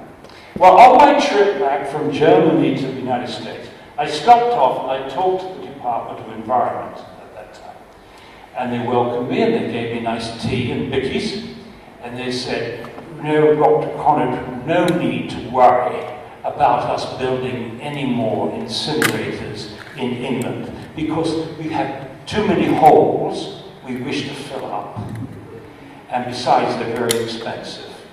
And I said, well, before you go back to landfilling everything, I said, I've just been in Germany, and they've got some excellent source separation programs. I started to describe the Heidelberg program. Before I got very far, he says, well, quite frankly, Dr. Conant, they have ways in Germany of making people do things that we just don't do over here in England.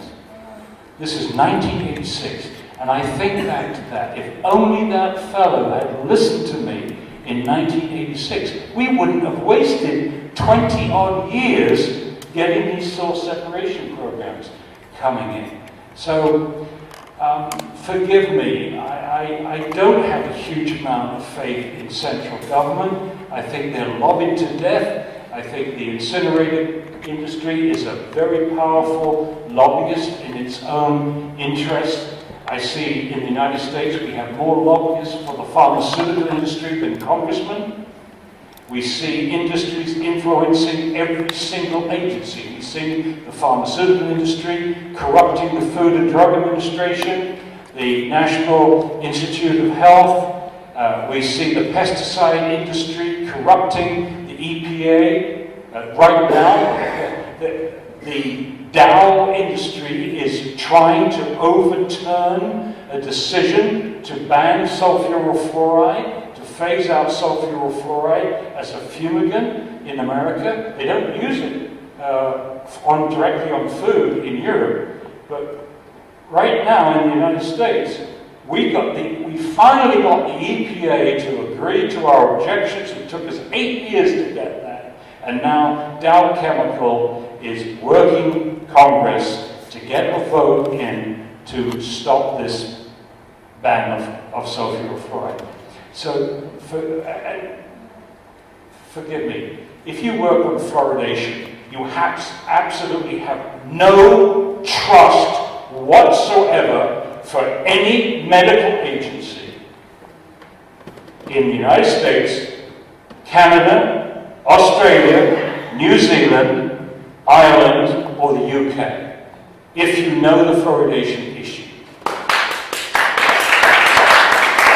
Because they have torn up science.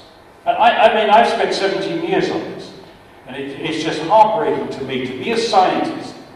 I remember walking, before I retired from St. Lawrence, I was walking across the quadrangle one day, and I bumped into the Spanish professor. And you know how you do, you say, hi, how are you? And he said, hi, how are you, Paul? And I said, actually, Steve, I'm feeling bloody awful. And of course, he didn't want that response. He said, well, what's wrong? What's wrong? What's wrong? I said, I don't want to teach chemistry anymore. And he said, what? He was really disturbed by this. I said, well, the reason I don't want to teach chemistry anymore is because I've spent my whole career teaching students about objectivity, the scientific method, honesty, and all these things.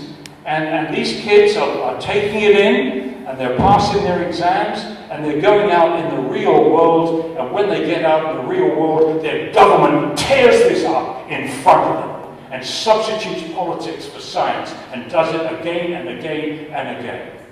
And that is so sickening to me. I mean, I just feel, you know, they used to make movies about this, alienation. I feel alienated as somebody who's an honest person, who does honest science, and argue through truth to find that your government does not practice this is scary. And as far as the governments again, I had huge hope. I had huge hope in Obama. Huge hope. It was a great moment when we elected a black president of the United States. And I shall never, ever regret that celebrating that moment. But what Obama demonstrates emphatically is that corporations run America. Period. Corporations run America. But yes, communities I trust. Communities, local mayors, local politicians, local citizens, local people. People that are working honestly for their own community, for their children, for their grandchildren, and the benefits of their community. Those are the people I work with. I work with them all around the world. They are the exciting ones. That's where the change is going to take place. Thank you, Paul. There's a question at the back. My name is Anne Collett-White. I'm speaking from Bedford, but also on behalf of the Bedfordshire branch of the CPRE, the Campaign to Protect New England. We were also dead against the Covanta incinerator, but our points of view are in relation to landscape impact and environmental impact. Yeah. And so we always see from society some people who are very pro wind farms, which is all about protecting the environment in a different way. But one of the issues, I mean, I thought fantastic ideas are coming forward, but it's all about, for instance, from Italy, where you have masses and masses of bins in the walls. You have to consider a very small country like Britain, with a population of 68 million, and where do you have the space for a lot of these ideas? I think the supermarket ideas are fantastic. But actually, in a town like Bedford and in villages in the countryside, where would you have those sort of schemes? And the other thing is, I wondered how much you're doing going out talking to countries like China and India, because that's really where the problems are for the future. Yeah, except they're copying our methods. So we have to improve our own performance, I think, to influence China and India. They're just copying what we've done. As far as the space is concerned, I wouldn't say that Hernani was where those hooks were with Spain, not Italy. I wouldn't say that community was more densely populated than Bedford. And in addition to the walls, they had these posts down the streets. You saw post after post after post, and all these hooks were there. And you know, it wasn't very offensive because they collected the materials at night. So these things would be put on the hooks before people went to bed, and the next morning they would have been gone or empty. So, and then they took them back into their houses. So I think it's creativity that we need.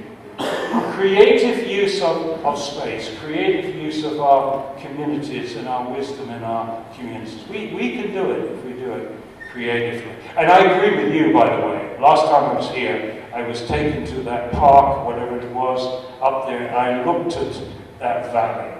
And yes, I can understand that for some people, that was a polluting brickworks, which polluted the area. So what difference does it make?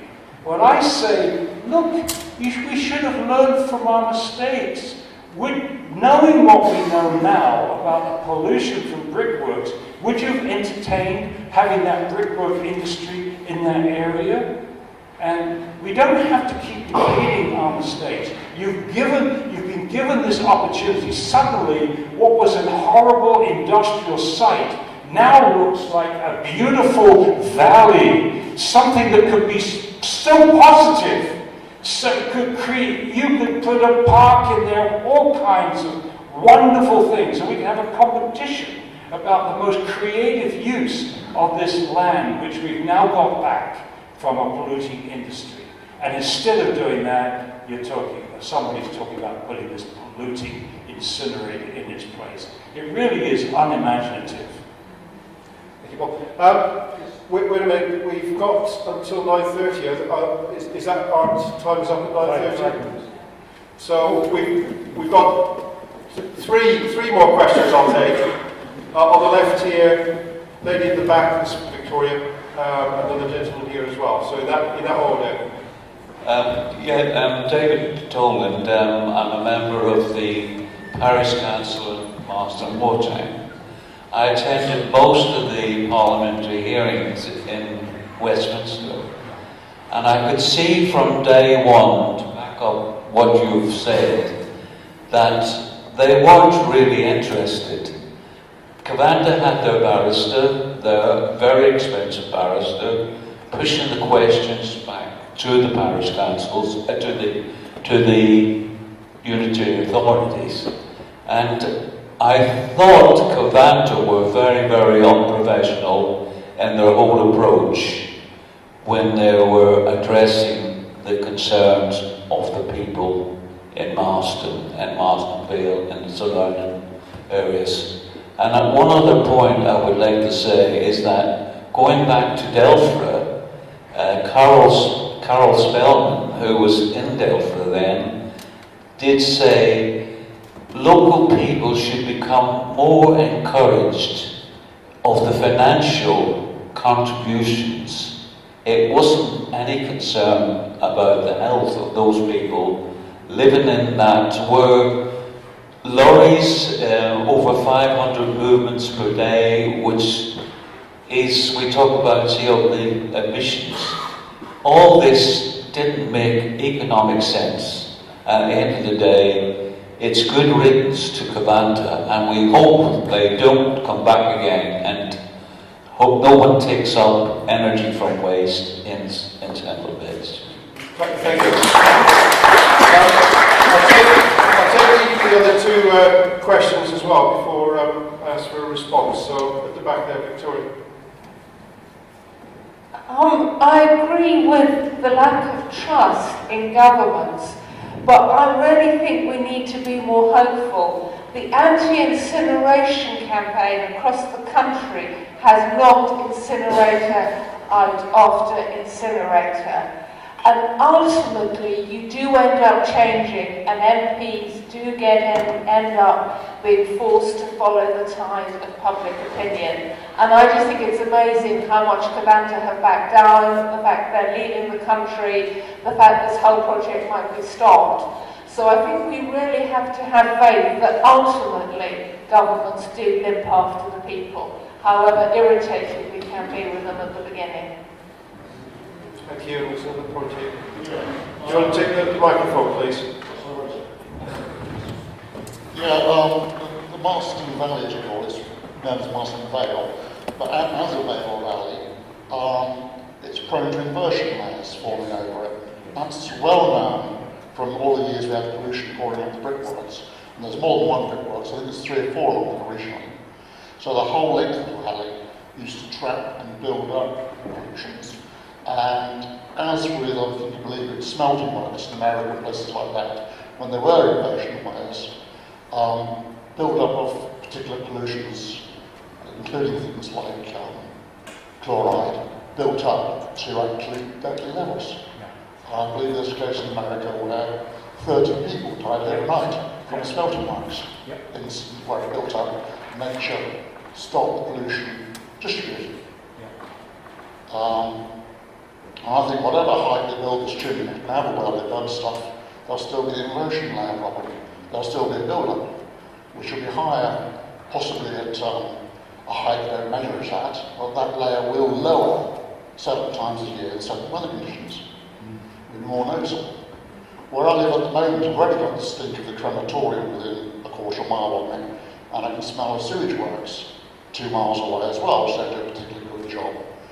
And I think, as with the crematorium, it's known fact that they tend to burn some masses in the middle of the night, and most people come to bed, and then any deposits don't go in the washing or whatever.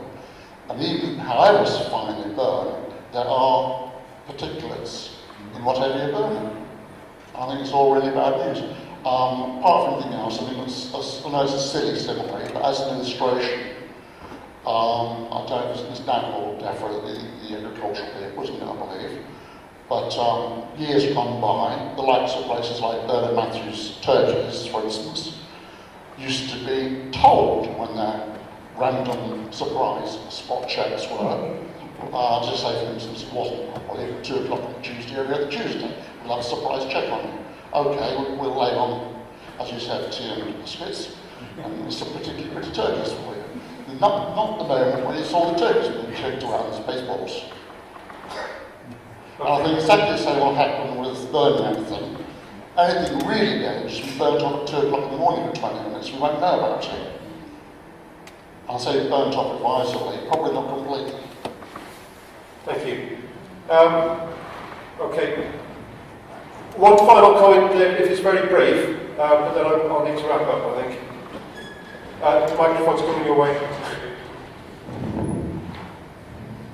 Yeah, brief comments. Paul, third time I've heard you speak, and I think you just get better with age. Just to pick up on a couple of points you mentioned. The government is just immensely hypocritical. The Edmonton, North London incinerator, an extension was refused on the grounds of the proximity principle. And here we've got, Covanta being, supposedly given the go-ahead, and yet it would need to take huge amounts of London's waste to make it viable. And you just mentioned the place that it would happen. In my view, this should be a site of special scientific interest. It's one of the best sites leading south for wading birds in the whole county. And it's only not a triple SI because the owners regularly pump it and therefore it changes its character. Thank you, David. Do you want to? Yeah, I'm going to try to remember all these wonderful comments. First of all, let me do the easy one. Absolutely right. I always look for that. When I go to see an incinerator proposal, inversions is a critical factor. When you see something being built in a valley, you know that there's certain times of the year the pollutants are going to be trapped. And yes, the incident you're talking about, well, there's two incidents, very famous incidents. One was the Meuse Valley in Belgium, and also Donora in Pennsylvania, Ohio, Pennsylvania. There was an inversion there in 1948, and all the emissions from the steelworks, I think a zinc factory, about 30 or 40 people were killed, and many people were sick. And that's when the government obfuscation came in, because they tried to claim that it was sulfur dioxide that killed those people. It wasn't. It was fluoride. It was fluoride. Now, so I think you're absolutely right on the inversions. Again, the gentleman at the back, wading birds, if you've got something special like that, it's so short-sighted. And again, this is the way I feel about it. This is only coming to you, not as a solution for Bedford's problem, waste problem, or the surrounding area or the counties and so on. It's not a solution offered for your problems, which is exemplified by the fact that your council and the county council objected to this. They're on your side on this.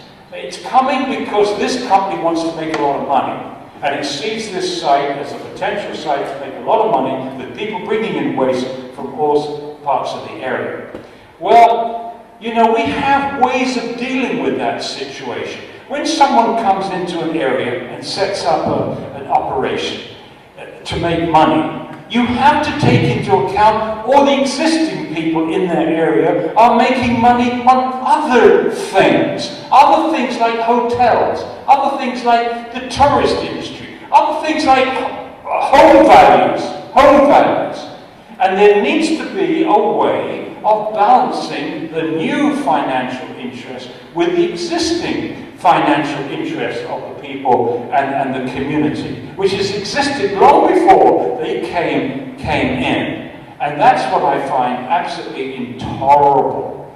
And I think I'm just shocked that this decision, which was made on such simplistic grounds about a contribution to England's energy policy, this has got to go through, regardless of health, regardless of what the community wants, regardless of the democratic system, and then you know that it's all bogus anyway, contributing energy. So, you've got to take your community back. You've got to take this area back. Thank God you've got local politicians that are doing their homework, are fighting for you, and that takes me back to your decision, your position. Yes, it is true that we've scored these victories on incineration, but isn't it also true that most of those victories have come from local action?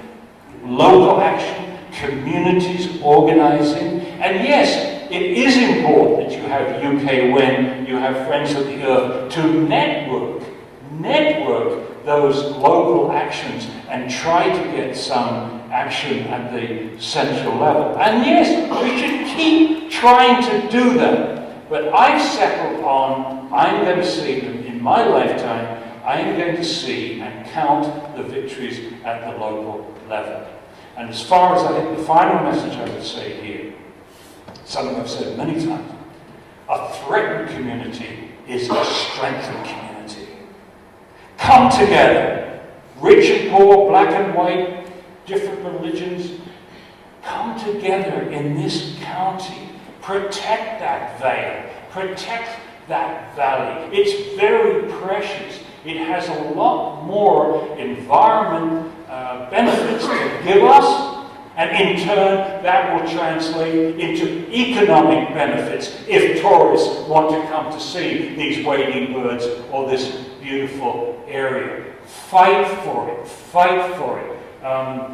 Whatever it takes, fight for this. Do not let them do this. Please do not let them do this. In any way I can help, either by interviews from a distance, phone interviews, or coming again here, let's do it. And by the way, I'm offering a lot. Friends of the Earth, when are you going to oppose water fluoridation?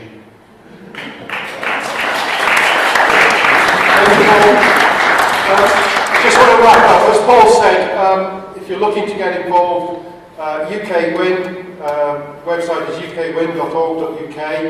Local Friends of the Earth, you can leave your details at the back, and you can get involved that way. You're not going to forget Paul's talk, I think, but I just wanted to remind you about one thing in particular about James' talk. Paul's talking about the 4th R, redesign. I just want to remind you about the People's Design Lab. If you Google People's Design Lab, you'll find the website, and there is the opportunity to get involved that way as well, in actually getting involved in contributing ideas as to how things could be redesigned.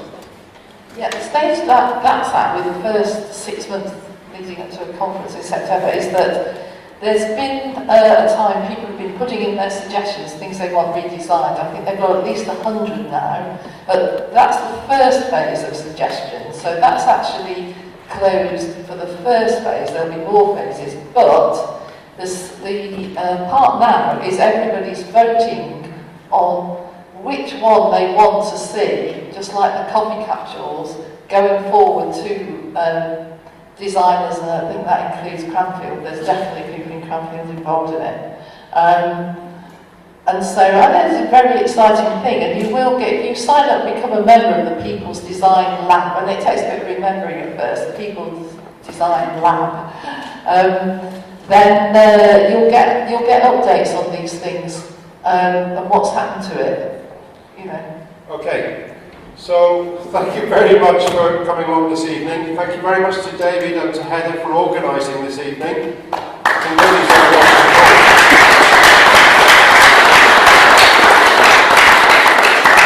And of course, thank you very much to our speakers, Jane and Paul.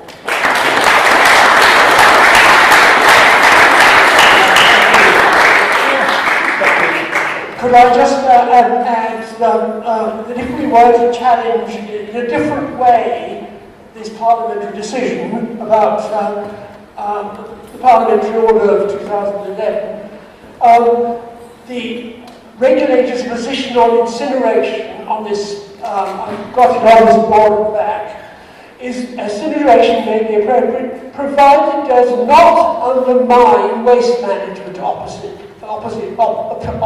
higher up the waste hierarchy. Well, that definitely does. The idea of a mass incinerator doesn't undermine waste management options, because if you don't produce enough waste, they will find you, and therefore the councils encourage people to give all their waste to the incinerators. The second point, it represents best practice environmental option. That's what the Environment Agency's regulated position is. Well, taking into account the waste hierarchy, which we've heard about this evening. And thirdly, it's part of a regional strategy on the need to minimise waste generation. That's what you heard about, zero waste. Well, working towards zero waste is minimising waste generation. So I think the whole thing could be challenged again, and not by going through the Parliament so much as through the Environmental Agency. At least that's my hope. So I hope if anybody else feels the same way, we can still challenge, so Command to excel on this permit it's got to some other incinerator. Thank you, David. Thank you. Okay.